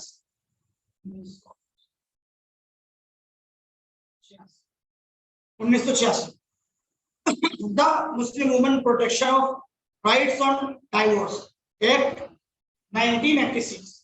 इस एक्ट में तलाक याफ्ता खवातीन के हुकूक से ताल्लुक से कानून बनाए गए थे। यानी एक औरत है जिसको तलाक दे दिया उसके शौहर ने, अब उसके लिए नफका, उसको उसका हयात मिलेगा नहीं मिलेगा, या कब तक मिलेगा, उसको इज्जत का खर्च मिलेगा नहीं मिलेगा, उसका रहन सहन क्या होगा, इस तरह की बातचीतें उसके अंदर रखी गई। इंशाल्लाह इस पर कभी मौका होगा तो इन दोनों कानून पर अलग से मुहावरा हो सकती है, इंशाल्लाह इसको ध्यान में रखें। बात रहे कि हुकूमती सतह पर मुस्लिम पर्सनल लॉ कोडिफाइड तो नहीं है, अलबत्ता कुछ कोडिफाइड कुछ उलमाए किराम ने इसको किया है। नहीं, जिस तरह से हमारे मुल्क का आईन है, भारत का आईन या हिंदुस्तान का कानून पे 1 से लेकर के 500 दफात तक 1, 2, 3, 4, 5 दफात बनाई गई है, इस तरह के मजमूए हमारे पास तो नहीं है। अलबत्ता all India Muslim personal law board का मजमूआ कवानीन इस्लामी, मजमूआ कवानीन इस्लामी, मुस्लिम पर्सनल लॉ बोर्ड में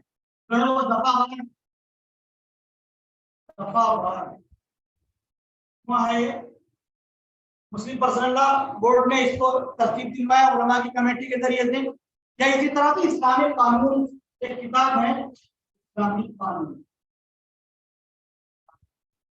ये है मुफ्ती उदैर रहमान हिलाल उस्मानी का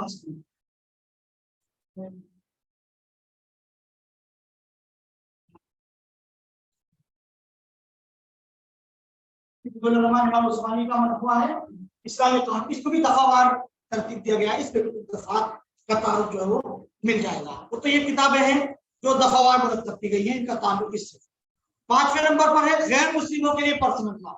ये बहुत अहम सवाल है। इस वक्त हमारे यहाँ मुल्क में बात कही जा रही है मुस्तकिल कि भाई सलमानी जो है वो अपने पर्सनल लॉ के लिए क्यों आवाज उठा रहे हैं, और जहां भी कोई मसला होता है मुसलमान आगे आ जाते हैं, मुसलमानों को सबसे ज्यादा परेशानी होने लगती है।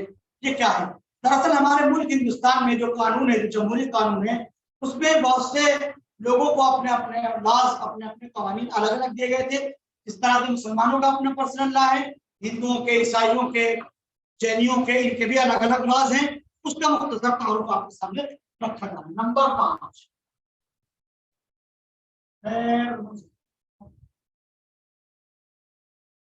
के लिए पर्सनल लॉ, ठीक है। गैर मुस्लिमों के लिए क्या पर्सनल लॉ है वो देखिए आप। किस तरह मुसलमानों के आईनी मसाइल के लिए एक्ट और कानून बनाया गया, इसी तरह से गैर मुस्लिमों और दीगर फिरकों के लिए भी कानून बनाया गया। चुनांचे हिंदुओं के लिए दर्ज झेल एक्ट बनाए गए। हिंदुओं के लिए the Hindu marriage act,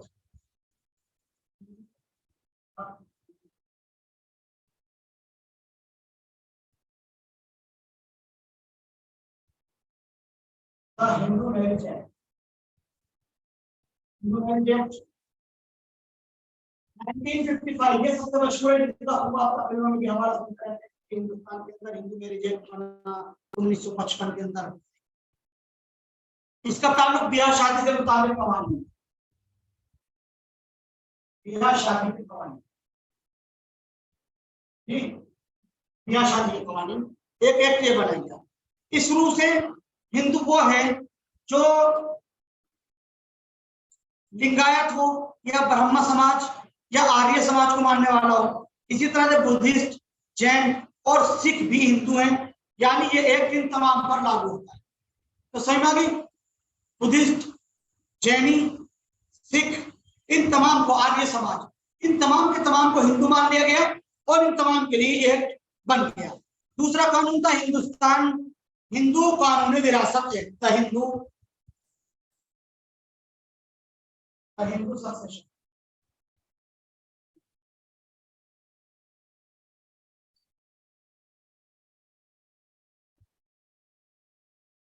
succession,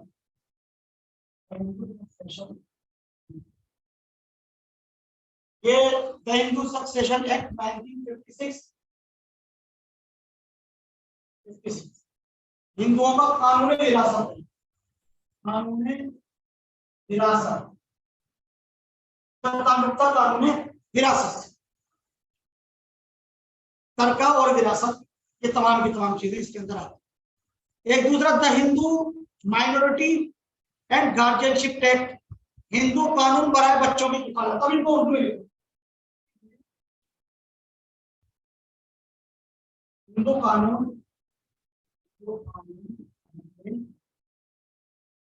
Hindu कानून बराए बच्चों की किफालत को सरपरस्त, सरपरस्त, बच्चों की किफालत को सरपरस्त। हिंदू कानून लेपाला, हिंदू कानून लेपाला, हिंदू कानून लेपाला, लेपाला किसको कहते हैं? लेपाला किसे कहते हैं? तमन्ना को गोद लिया हुआ बच्चा, एडॉप्शन। ये हो गया जो हिंदुओं के लिए एक्ट बनाए गए थे, जो हिंदुओं के लिए कवानीन बनाए गए, तो इसको मिटा देंगे।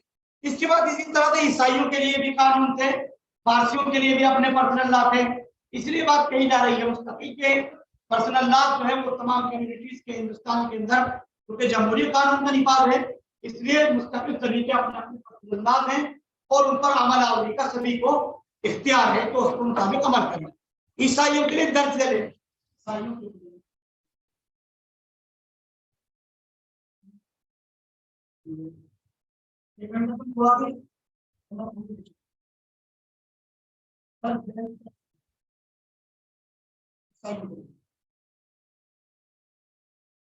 हिंदुस्तानी ईसाई मैरिज एक्ट, ईसाई तो बहुत जगह है ना, तो हिंदुस्तानी ईसाई, हिंदुस्तानी ईसाई मैरिज एक्ट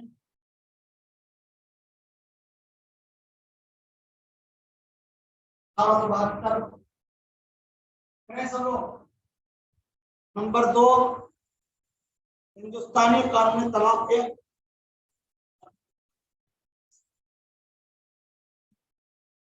कानूनी तलाक एक्ट बराए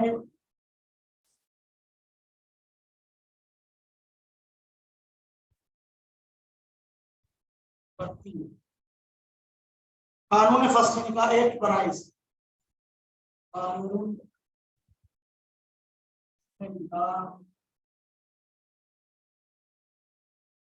हिस्सा ये 1869 का है। तीसरा वाला है 1936।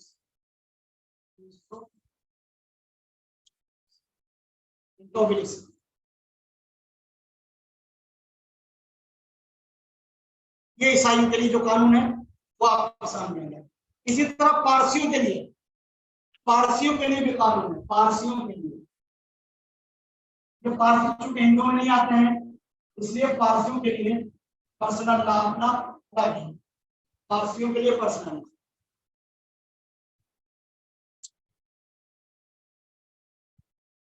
इसमें सिर्फ एक कानून आता है, पारसी कानून निकाह तलाक एक्ट। इसको लिख लीजिए, पारसी कानून निकाह तलाक एक्ट 1936।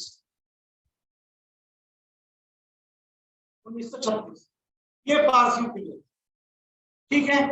ये 5 टिकें थी हमारे मुआवजे की जो मुकम्मल हुई, इसको मिला दिए 6।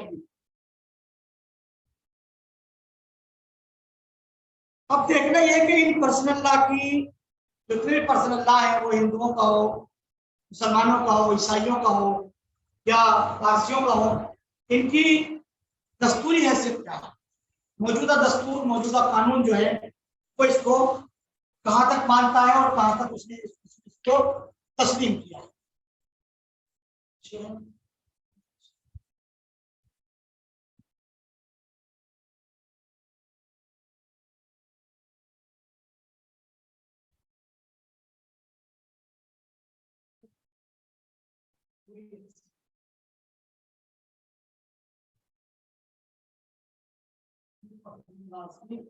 दस्तूरी हैसियत, ये छठा नुक्ता है।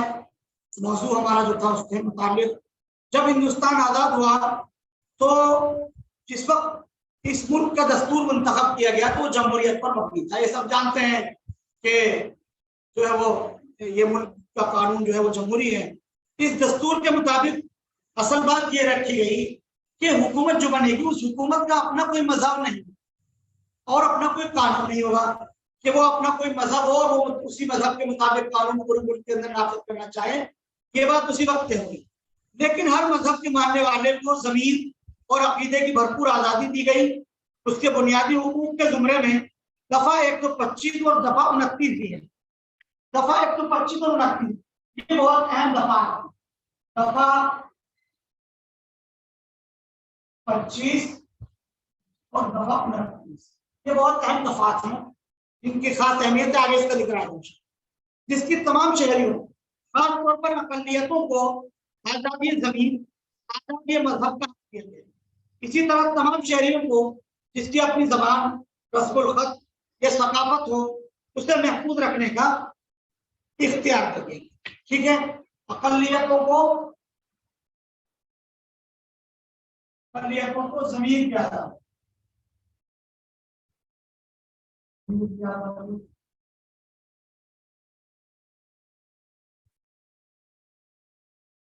मजहब क्या है,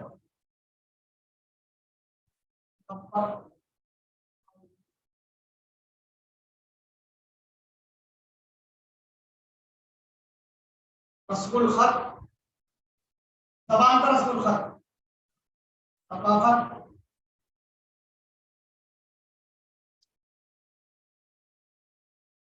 जबान, तमाम की तमाम चीजों की हिफाजत का भी इख्तियार दे दिया। भाई उर्दू जबान है, आप उसके लिए जो चाहे करें, आपके अपनी तहजीब, आपके अपनी सकाफत और सब कुछ करें। इसी तरह से आप अपनी अंजुमन कायम करें, अपने मदरसे बनाए, अपनी मस्जिदें बनाए, अपनी तहरीकें चलाएं। इस तरह के तमाम इख्तियार ये दफा 25, 29, 28, 26, 27, 23 से लेकर के इनमें कहीं ना कहीं कुछ ना कुछ चीजें जो इख्तियार की हो सकती थी हर एक कम्युनिटी के लिए, वो तमाम की तमाम जो है वो आजादी के नाम पर इसके अंदर दी गई।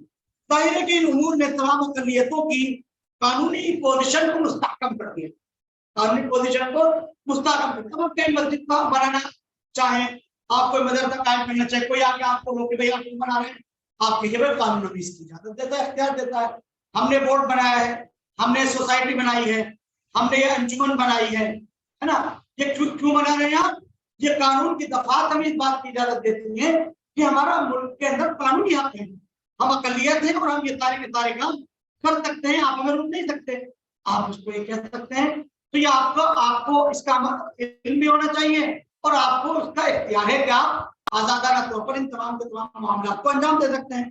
तो गोया कानून ने हमें इस्तेहकाम, हमारे इन चीजों पर अमल करने के लिए हमको इस्तेहकाम किया कि हम इसको कर सकते हैं।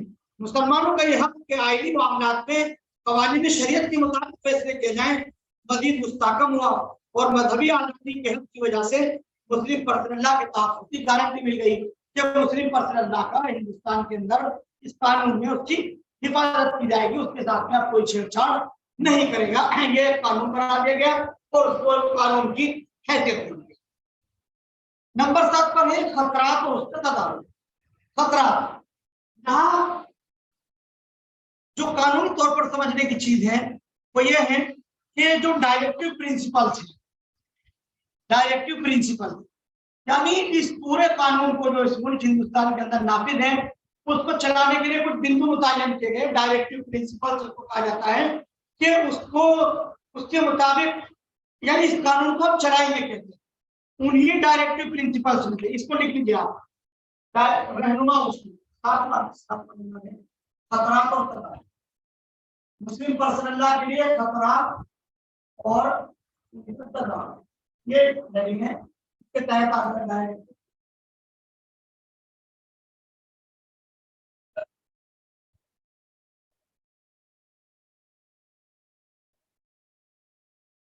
Directive principles, yes directive principles, इसमें एक दफा है 44, डायरेक्टिव प्रिंसिपल की दफा 44, दफा 44, ये वो दफा है जो सबसे ज्यादा परेशान कर रही है, इस पर लोग देख रहे हैं और पूरे मुल्क के अंदर इस दफा की वजह से 44 की वजह से पूरे मुल्क के अंदर ये कॉमन सिविल कोड का मुद्दा उठा हुआ है और ये मुल्क में कई मरतबा हो चुका और कई मरतबा इस तरह की गुफ्तगू और बातें आ चुकी।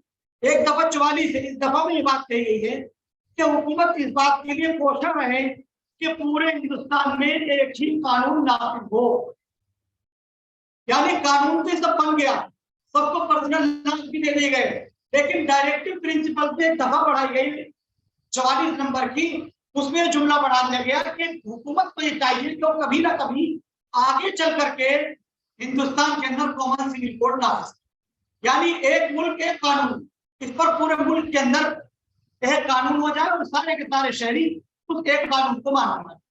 अब एक कानून तो चलता है हमारे यहाँ, आपने भी कोर्ट के हो रही है भाई, हेलमेट न पहनने पर एक मुसलमान की भी वही सजा है, जैनी की भी, हिंदू की भी, बुद्धिस्ट की भी, ईसाई की भी, सबकी सजा एक ही है, कत्ल की सजा सबके लिए बराबर है, जेल के अंदर मुद्दा सबके लिए बराबर है, जेल में खाना सबके लिए बराबर है, जेल की जो है वो जो रिहाइश है वो तमाम की तमाम बराबर है, कानून तो एक ही है। सिर्फ कुछ पर्सनल लॉ है जो मजहबी आजादी के नाम पर दिए गए, उनमें मजहब की आजादी को जो है वो दर्शाया गया, दिखाया गया, उसको ऊपर रखा गया और इंसान होने के हैसियत से मजहब को बड़ा मानते हुए आजादी दी गई कि कुछ मामलों में आप मजहब पर अमल कर सकते हैं। लेकिन ये जो दफा 44 है ये क्या करती है, डायरेक्ट टारगेट कर रही है किसको, दफा 25 को और दफा 29 को। अब हुआ क्या है देखिए, हुकूमत इस बात पर कोशिश रहे कि पूरे हिंदुस्तान में एक ही कानून आ। जब इस दफा पर बहस हो रही थी तो उस वक्त भी मुस्लिम अराकी ने पार्लियामेंट से एतराज किया कि ये दफा 25 और दफा 29 से टकरा रही है, इससे तो मजहब की आजादी खत्म हो जाएगी। मगर उस वक्त डॉक्टर भीमराव अंबेडकर और दीगर लोगों ने यह जवाब दिया कि वो हुकूमत पागल ही होगी तो इस दफा के जरिए दफा 25 को खत्म करने की कोशिश करेगी, क्योंकि दफा 25 का ताल्लुक बुनियादी हुकूक से है और दफा 44 का ताल्लुक रहनुमा उसूल से है। फर्क समझ में आ रहा है? दफा 25 और 29 ये इंसानी आजादी से इसका ताल्लुक है और ये जो दफा 44 है ये डायरेक्टिव प्रिंसिपल से आती है। तो अगर कॉमन सिविल कोड नाफिज करने की कोशिश भी होगी तो 25 और 29 को टच नहीं किया जाएगा। उसको नहीं छेड़ा जाएगा। और ये जो बात थी इसके अंदर के तब यानी हुकूमत कोशिश करे इसके लिए, लेकिन ये कब थी? ये उस वक्त थी जब पूरे मुल्क के अंदर अमनो अमान का माहौल हो जाए, पूरे मुल्क के अंदर एक उम्र तक तालीम का निजाम बिल्कुल फ्री हो जाए, इस पूरे मुल्क के अंदर बिजली पानी बिल्कुल फ्री हो जाए, इस मुल्क के अंदर जो है वो मेडिकल और हेल्थ से ताल्लुक जिन चीजों का है वो तमाम की तमाम तिब्बी सहूलियात मुफ्त फराहम की जाने लगे। ये तमाम की तमाम चीजें जब मुफ्त हो जाए और मुल्क इस ये मरहले में पहुंच जाए गया हो, तब हुकूमत कोशिश करेगी कॉमन सिविल कोड लाने की, उस वक्त कोशिश करेगी। और उसके अंदर भी ये बात थी कि ये कह दिया गया कि 25 और 29 को इसको छेड़ा नहीं जाएगा। लेकिन बहरहाल क्योंकि इस बात की गुंजाइश है, इसलिए हुकूमत वक्तन ये सोचा छोड़ती रहती है कि पूरे मुल्क में एक ही कानून नाफिज हो जाना चाहिए, यानी मुसलमानों के लिए अलग कानून की है। हालांकि मुआशरती कवानीन के अलावा जिंदगी के सारे शोबों में सबके लिए एक ही कवानीन नाफिज है। मैंने मिसाल दी, हेलमेट की मिसाल दी, और जो है वो ट्रैफिक के कवानीन है उनकी मिसाल दी, कवानीन फौजदारी है उनकी मिसाल दी। इनमें कोई फर्क नहीं है, ये सिर्फ कुछ कवानीन है जिनमें इजाजत दी गई थी कि हर मजहब के लोग उसको कर सकते हैं। या मिसाल के तौर पर 1972 में उस वक्त के वजीर कानून HR भोगले ने तबन्ना यानी अडॉप्शन बिल पार्लियामेंट में पेश किया। ये बिल पूरे मुल्क के बाशिंदों पर लागू होना था, चुनांचे उन्होंने कहा भी है कि ये बिल दफा 44 को पूरे मुल्क में लागू करने का पहला कदम है। उस वक्त मुसलमानों ने एहतजाज करके इस बिल को रुकवा दिया था क्योंकि ये बिल शरीयत और दस्तूर के खिलाफ था। कब हुआ था ये? सन 1972 में। 1972 में एडॉप्शन बिल इसको रुकवाया था उलमा ने। ये आज तक कानून नाफिज है। एडॉप्शन बिल पार्लियामेंट में आगे आएगा, लेकिन उस वक्त कोशिश करके इसको रुकवा दिया था। ये बिल पास नहीं हो पाया था और उसने कहा था HR भोगले जो उस वक्त वजीर कानून थे, कहा था कि UCC यानी कॉमन सिविल कोड की तरफ हम बढ़ रहे हैं और ये उसका पहला कदम है। हम एडॉप्शन नाफिज कर रहे हैं कि मुसलमानों के यहाँ एडॉप्शन का कानून नहीं है, लेकिन हम हिंदुस्तान के अंदर एडॉप्शन का कानून ला रहे हैं। इस तरह से गोया पहली शर्त थी जो है वो हमारे शरीयत एक्ट पर पढ़ने वाली थी, लेकिन अल्लाह जज़ा खैर दो उलमा को उस वक्त के उन्होंने उसको रोकने के लिए मुस्तकिल कोशिशें की और इसको पास होने से रोका दिया। एडॉप्शन बिल अभी हमारे मुल्क में नहीं है, लेकिन एडॉप्शन का बिल लाया जा रहा है।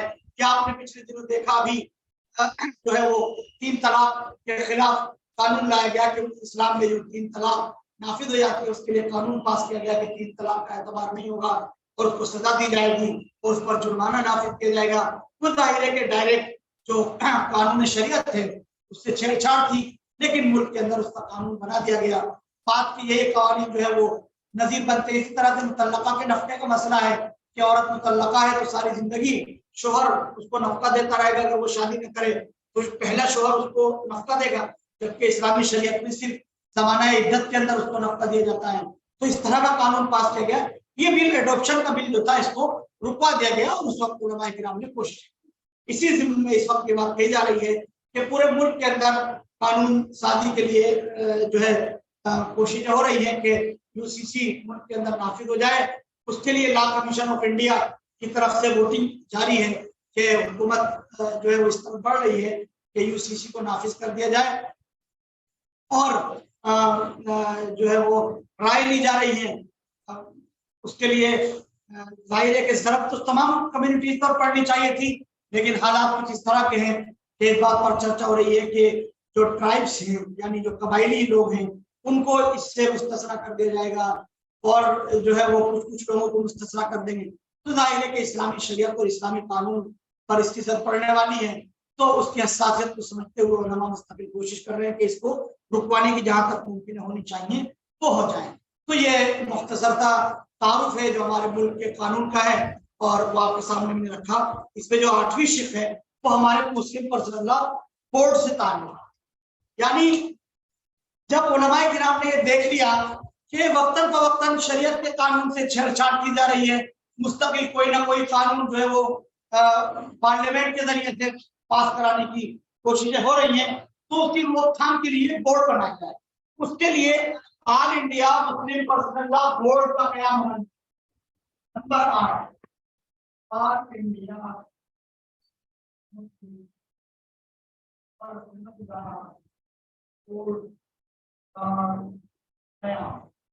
All India Muslim personal law board का कयाम अमल में आया।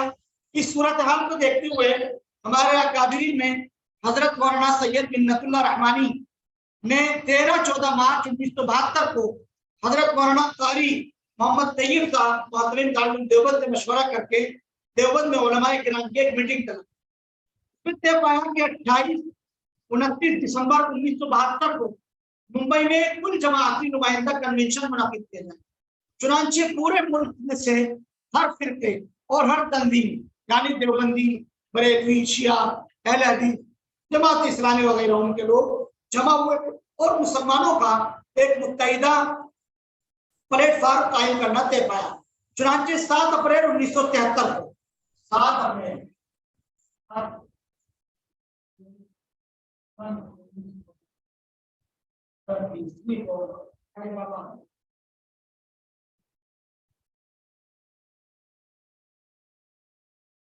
मुस्लिम पर्सनल लॉ बोर्ड का बाकायदा कयाम अमल में आ गया। ठीक है, इसमें सभी फिरके के लोग जमा थे। ज़ाब्ता बाकायदा इत्तिफाक कराए। कारी तैयब साहब को सदर कौन थे? पहले सदर बोर्ड के कारी तैयब साहब रहमतुल्लाह अलैह। और पहले जनरल सेक्रेटरी कौन थे? मौलाना मिन्नतुल्लाह रहमान।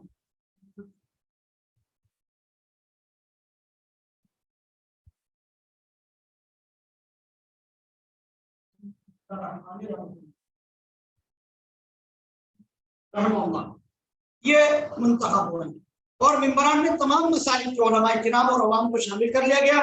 बोर्ड के क़याम के 3 बुनियादी मकासद बताए गए। बोर्ड के क़याम के 3 बुनियादी मकासद हैं। तहफ़्फ़ुज़ शरीयत,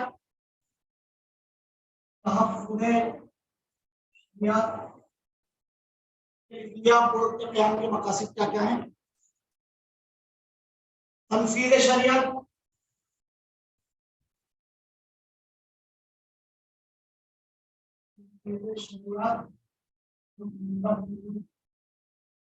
तफ़हीम शरीयत।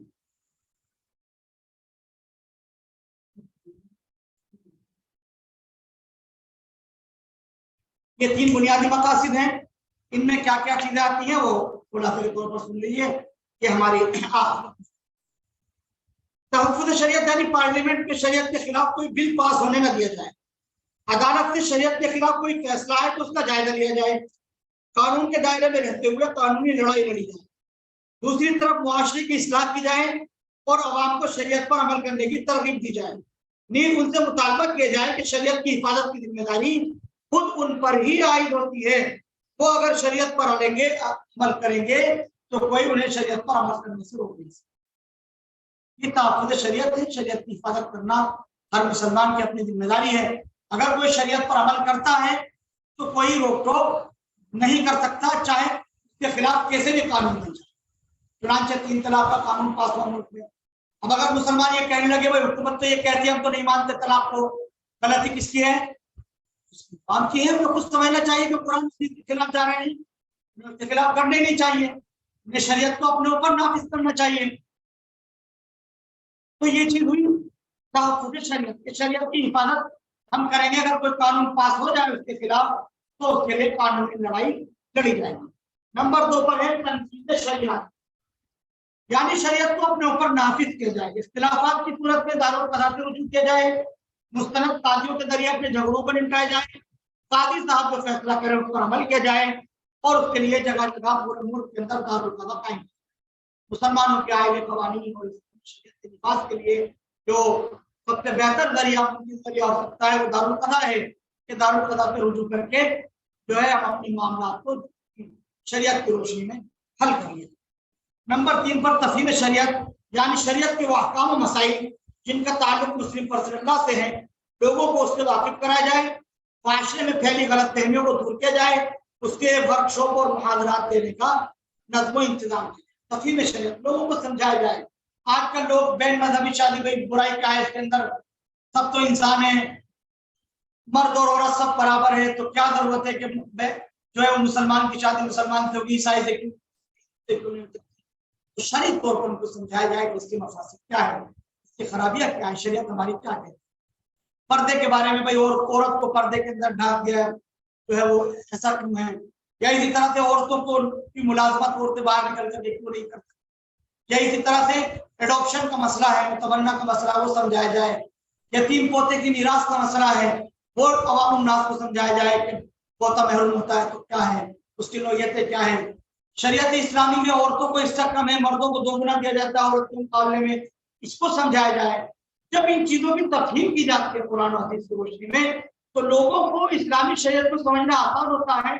और क्योंकि शरई कवानीन फितरी कवानीन है, तो इंसान की फितरत में अपील करती है, तो फौरन समझ जाता है कि कानून तो असल यही है और ऐसा ही होना चाहिए, शरीयत के मुताबिक होना चाहिए। उसके सिलसिले में जो खदशात होते हैं उनके जहनों में, ये जो गलत फहमियाँ डाल दी गई है, वो गलत फहमियाँ दूर हो जाती है, तो इस्लामी शरीयत पर एतमाद बहाल होता है। और खास तौर पर इस जमाने में मुसलमानों के लिए भी जरूरत है कि वो ताक़ुद शरीयत या तनफीद शरीयत पर वो फिक्र करें, और उलमाए किराम की जिम्मेदारी बनती है कि वो लोगों को तफहीम शरीयत कराएं। आज बहुत सारे एतराज़ात खुद हमारी मुस्लिम कम्युनिटी से सामने आ रहे हैं, मुस्लिम लोग एतराज कर रहे हैं, गैर मुस्लिम तो इसलिए एतराज करते हैं कि उनके पास इल्म नहीं है, मुसलमान जो शरीयत से वाकिफ है वो भी एतराज कर रहे हैं। तो जरूरत इस बात की है कि मुहाजरात की सूरत में, छोटे छोटे नुक्कड़ प्रोग्राम या वर्कशॉप की सूरत में मुसलमानों को इस्लामी शरीयत और उसके जो हिकमतें हैं, जो उसके मसलियातें हैं और जो उसका फितरी निज़ाम है, उससे लोगों को वाकिफ कराया जाए, उससे लोगों को जो है वो रोशनास कराया जाए, ताकि लोगों का अपनी दीन पर और अपनी शरीयत पर एतमाद बहाल हो, लोगों पर शरीयत पर अमल करना आसान हो जाए। ये 8 निकात थे जो मुस्लिम पर्सनल लॉ के हिंदुस्तान में क्या हैसियत है और मुसलमान किस तरह से इस पर अमल कर सकते हैं, और दीगर लोगों को किस तरह से हिंदुस्तान का कानून आज़ादी देता है, ये तमाम सामने रखे गए हैं। उम्मीद है कि इसमें कुछ चीज़ें कारआमद और मुफीद होंगी आपके लिए और समझ आएंगे इंशाअल्लाह। कोई सवाल अगर जहन में है तो मालूम कर सकते हैं, लिख कर भी भेज सकते हैं, इंशाअल्लाह उनका किया जाएगा। आखिर दावाना अल्हम्दुलिल्लाह रब्बिल आलमीन। आवाज नहीं भी आती है तो वैसे कर सकते हैं, तो उल्टा दिखा रहा हूँ।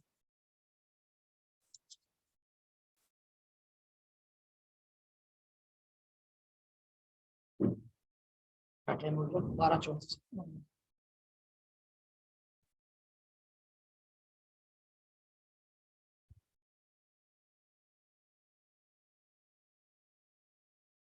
क्लियर है, बता रहे हैं तो जुबैर साहब।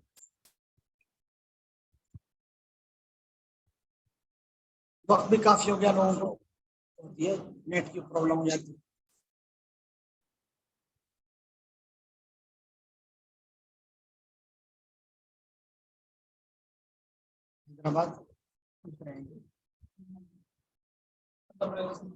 हैदराबाद में।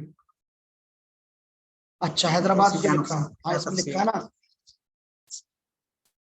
इसमें ये बात कही गई है कि 7 अप्रैल 1937 को हैदराबाद में all India Muslim personal law board का बाकायदा कयाम अमल में आया था, यानी जो इजलास हुआ था वो हैदराबाद में हुआ था 7 अप्रैल 1973 को।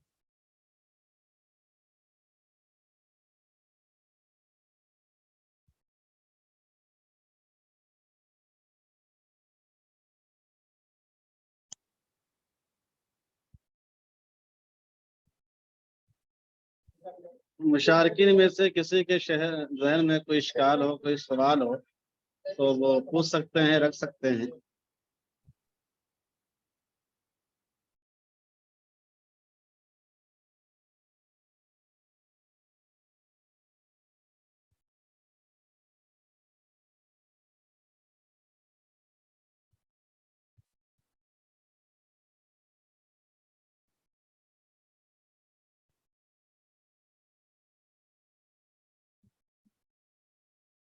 इन हजरात ने देवबंद उलमा की मीटिंग तलब की थी 13-14 मार्च 1972 को, दारुल उलूम देवबंद में हुई थी पहली मीटिंग, और ये हजरत मौलाना मिन्नतुल्लाह रहमानी और हजरत कारी तैयब साहब के मशवरे से तलब की गई थी।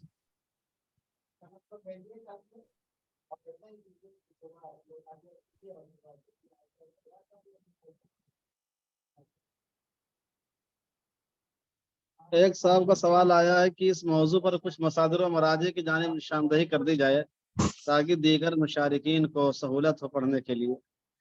जी, इसमें एक तो मजमुआ कवानीन इस्लामी है, इसी से हमने कुछ चीजें ली हैं, और इसी तरह से जो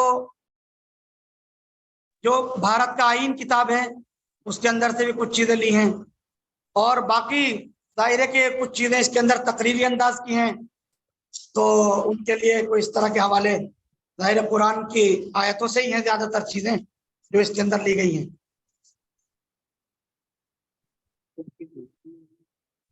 बाकी ये जो तारीख है हिंदुस्तान यानी पर्सनल लॉज की जो तारीख है जो वो दी गई है, ये एक्ट वगैरह तो मशहूर है, मुतारफ है, कौन कौन सा एक्ट किस सन में कब कब बनाया गया, ये मुतारफ है सब चीजें। भारत के आईन जो किताबों से मिल जाएंगी। इन एक्ट के बारे में तफसीली कोई किताब है जिसमें तमाम एक्ट पर गुफ्तगू की गई हो कि किस पसे मंजर में और किन लोगों की वजह से ये एक्ट आयद हुआ और किसकी हुकूमत थी वगैरह, इस विषय में कोई तफसीलात मिल सकते हैं कहीं एकजा? हाँ, असल में बोर्ड ने कुछ लिटरेचर शाये कर रखा है, कुछ चीजें यहीं पर है, मुस्लिम पर्सनल लॉ बोर्ड के जो छोटे छोटे किताबचे हैं उन्हीं में है जी ये। अलग अलग कानून यानी तलाक और निकाह की जो बात है वो उसके अंदर आ गई है, और जो जी यतीम का हक मीरास है वो उसके अंदर आ गई है। इस तरह से ही है, ये अलग अलग मुंतशिर है। मेरे इल्म में तो कोई इस तरह एक किताब में जामे बातें नहीं है बताई। मुफ्ती अतीक मुस्तफी साहब की जो किताब शायद है इस्लाम और निफाज शरीयत, इस तरह का कोई? इसके अंदर कुछ तफसीलात मिल जाएंगी इसकी। जी, उसमें कुछ तफसीलात मौजूद हैं इसकी। मौलाना अतीक अहमद बस्तवी की। जी जी जी, क्या है? एक साहब ने सवाल किया है कि मीडिया पर मकसद से सवाल किया जाता है कि क्रिमिनल लॉ हिंदुस्तान में शरीयत के मुताबिक लागू करने का मुतालबा किया जाए, तो इसको मुसलमान क्यों नहीं करते हैं, सिर्फ पर्सनल लॉ पर क्यों अमल करते हैं? अच्छा अच्छा, ये बात तो दुरुस्त है, करते भी हैं, और लेकिन जाहिर है कि वो अवामी प्लेटफार्म पर इस तरह से खुलकर बयान नहीं दे सकते कि भाई आप जो है सब कुछ छोड़कर हमारे कानून पर आ जाओ। ऐसा मतलब अमलन मुमकिन नहीं है इस वक्त उलमाए किराम के लिए कि वो इस तरह से आवाज उठाएं और मुतालबा करें। आपने देखा होगा पिछले दिनों के बाद जी जगह से आवाज उठाई गई थी कि हिंदुस्तान के अंदर जो बैंकिंग का सिस्टम है वो इस्लामी बैंकिंग नाफिज की जा सकती है, और कई जगह जी उसके लिए कोशिश, गालिबन केरला में एक दो जगह बैंक भी खुले, लेकिन यही अंदरूनी तौर पर सिर्फ इसलिए कि वो इस्लामिक बैंकिंग नाम रख दिया गया था उसका, बड़े पैमाने पर उसकी मुखालफतें हुई थी, और जो है उसको नाफिज होने नहीं दिया पूरे जी अंदाज से। जी, नहीं, मतलब जो सवाल किया जाता है, सवाल का मतलब ये होता है कि आप लोग जिस तरीके से अपने इस्लामी शरीयत पर अमल करते हैं पर्सनल लॉ में, यानी निकाह में, तलाक में, तो आप लोगों के हाथ भी कटने चाहिए। अगर अच्छा कोई अच्छा। गलत काम करता है तो आप उसको क्यों नहीं करते यहाँ पे? हाँ, तो उसका जवाब यही है कि असल में इसकी तो इजाजत हमें पर्सनल लॉ देता है, निकाह जी तलाक और इबादत की तो दफा 25 और 29 के तहत आता है। जी ये जो फौजदारी के मामलात है इसकी कानून इजाजत नहीं देता ना हमें। बेशक। अगर मुकम्मल शरीयत एप्लीकेशन एक्ट होता या मुकम्मल शरीय कानून होता तो फिर वो, जैसा कि मैंने अर्ज किया शुरू में कि ये मुगलिया दौरे सल्तनत के आखिर तक यही नाफिज था इस पूरे मुल्क में, तो बहरहाल उस वक्त था, अब नहीं। यानी उसका आसान जवाब ये है कि ये जी बात तो हम मुतालबा कर रहे हैं, आप इस पे कानून से हमको इजाजत दिलवा दीजिए। हाँ हाँ, ये हमें कानून से आप इजाजत दिलवा दीजिए, हम तो इंतजार ही में बैठे हैं इसके। के लिए आप करवा दीजिए, कुछ सही बात है, हाँ? तो हम तो बेहतर है। चाहते हैं कि हमारी पूरी शरीयत नाफिज हो जाए, लेकिन ये बिल्कुल, तो कानून ने हमको इजाजत नहीं दी, जो दी उस पर अमल कर रहे हैं। और जो दे रखा है उसे भी छीनने की कोशिश हो रही है, चले जाएंगे बेशक कोई नया। बेशक। जी, सही। आपने देखा बाद जी। लोग ये बोलते हैं कि पर्सनल्ला का जो लफ्ज है ये ईसाइयों की इस्तिलाह है, और ये चूंकि उनके यहाँ दो खाने हैं, एक खाना ये है कि जो मुल्की कवानीन है वो कैसर के हैं, और जो दीनी कवानीन हैं वो आदमी का पर्सनल ज़ाती मामला है। इस वजह से वो लोग ये ताबीर इख्तियार करते थे, यानी उनके यहाँ पर्सनल पे अमल करे तो भी ठीक, ना करे तो भी ठीक है, लेकिन मुल्की कानून पे अमल करना ज़रूरी होगा। तो क्या इस्लामी नुक्ते नज़र के अंदर भी क्या ऐसा ही है कि आदमी अमल करे तो ठीक, ना करे तो ठीक? हाँ, असल में हमारे यहाँ लफ्ज पर्सनल को शरई कानून के तौर पर इस्तेमाल किया गया है हमारे जी, यहाँ। जी। तो जाहिर है कि मैंने जिक्र भी यानी किया ये कि ताबीर जो ली गई है गोया कि लोगों को समझाने के लिए उर्फी ताबीर इख्तियार की गई है, वरना अपने बिल्कुल हकीकी माने वो नहीं मुराद ली जाती है। हमारे यहाँ तो बताया हर अमल काबिल कबूल है। जी, ये वाजिब है इस पर अमल करना हमारे लिए। जी और बेशक। इसको जी,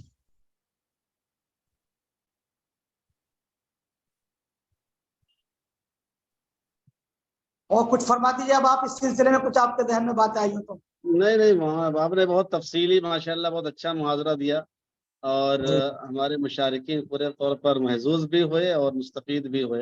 हैकर को भी माशाल्लाह काफ़ी तफसीलात मालूम हुई। हम लोग अभी इतना गहरा मुतालिया इन मौज़ूआत पे नहीं है, और आज का मुहाजरा मजमूई तौर पर बहुत ही अच्छा शानदार रहा। और आइंदा भी इंशाल्लाह हम लोग इरादा रखते हैं कि आपसे इस किस्म के मौज़ूआत पे मुस्तफीद होंगे इंशाल्लाह। और जो इंशाल्लाह जी। हमारा आपका ये मुआहिदा है कि आपके मुशारिकीन हमारे यहाँ शरीक हों, हमारे मुशारिकीन आपके मामले में शरीक हों, बहुत अच्छा रहेगा जी, इंशाल्लाह बेहतर। इस मुआहिदे को दवाम दिया जाएगा। बहुत अच्छा इंशाल्लाह। मुहादरा, जज़ाकल्लाहु खैरन, अल्लाह ताला बहुत तरक्कियात से आपको नवाजे। और मैं समझता हूँ कि वक्त हो गया है नमाज का सभी मकामात पे। तो ठीक है, तो बेहतर है। इसी के कोई साथ बात ये नहीं, मजलिस, आपकी सल्तनत दुआ पर मजलिस का इख्तिताम हो जाए, आप दुआ फरमा दीजिए। आप ही करा दीजिए बस आप ही। नहीं, आप कराएं, आप हमारे अकाबिर में से बुजुर्गों में से। कुछ लोग कह रहे हैं किताबी शक्ल के बारे में एक रिसाला पम्फलेट इंशाल्लाह अगर मौका हुआ तो शाये करा देंगे बुजुर्गों के जी मशवरे जी से, जी, कुछ वो आ बहुत जाएगा बेहतर है वो। जी जी। कुछ इसमें मौलाना बुरहानुद्दीन संभली साहब की जो किताबें एक दो हैं, वो मौलाना जी। मिन्नतुल्लाह रहमानी साहब की जो बस रसूलुल्लाह की कानूनी और शरई हैसियत, वो किताब, ये दो किताबें बतौर खास मुफीद हैं। मौलाना डॉक्टर अब्दुल रहीम कुरैशी साहब की जो किताब थी जी मुस्लिम पसंदला बोर्ड एक्सेसिबल कोड से मुतालिक, वो बहुत अहम है। और नदवे के शायद एक कोई फाजिल जो है लिखी थी पसंदला बोर्ड की तारीख के मौजू पर, एक या दो जिल्दों में है, जी वो जी। भी बहुत काबिल कद्र किताब है। वो भी माफ अगर करके वो मौलाना पढ़। नामुद्दीन संभली साहब की जी बहुत जी अहम, जी तो पढ़ सकते हैं। जी जी जी। तो वो किताब भी बहुत अहम है इस मौजू पे। ठीक है, वहाँ दुआ फरमा दीजिए आप। जज़ाकुमुल्लाह खैरा। सुभानअल्लाह व बिहम्दिही, सुभानकल्लाहुम्मा व सुभान अल्लाह, सुभान अशहदु अन ला इलाहा इल्ला अंता अल्लाह। अस्तगफिरुका व अतूबु इलैक। सुभान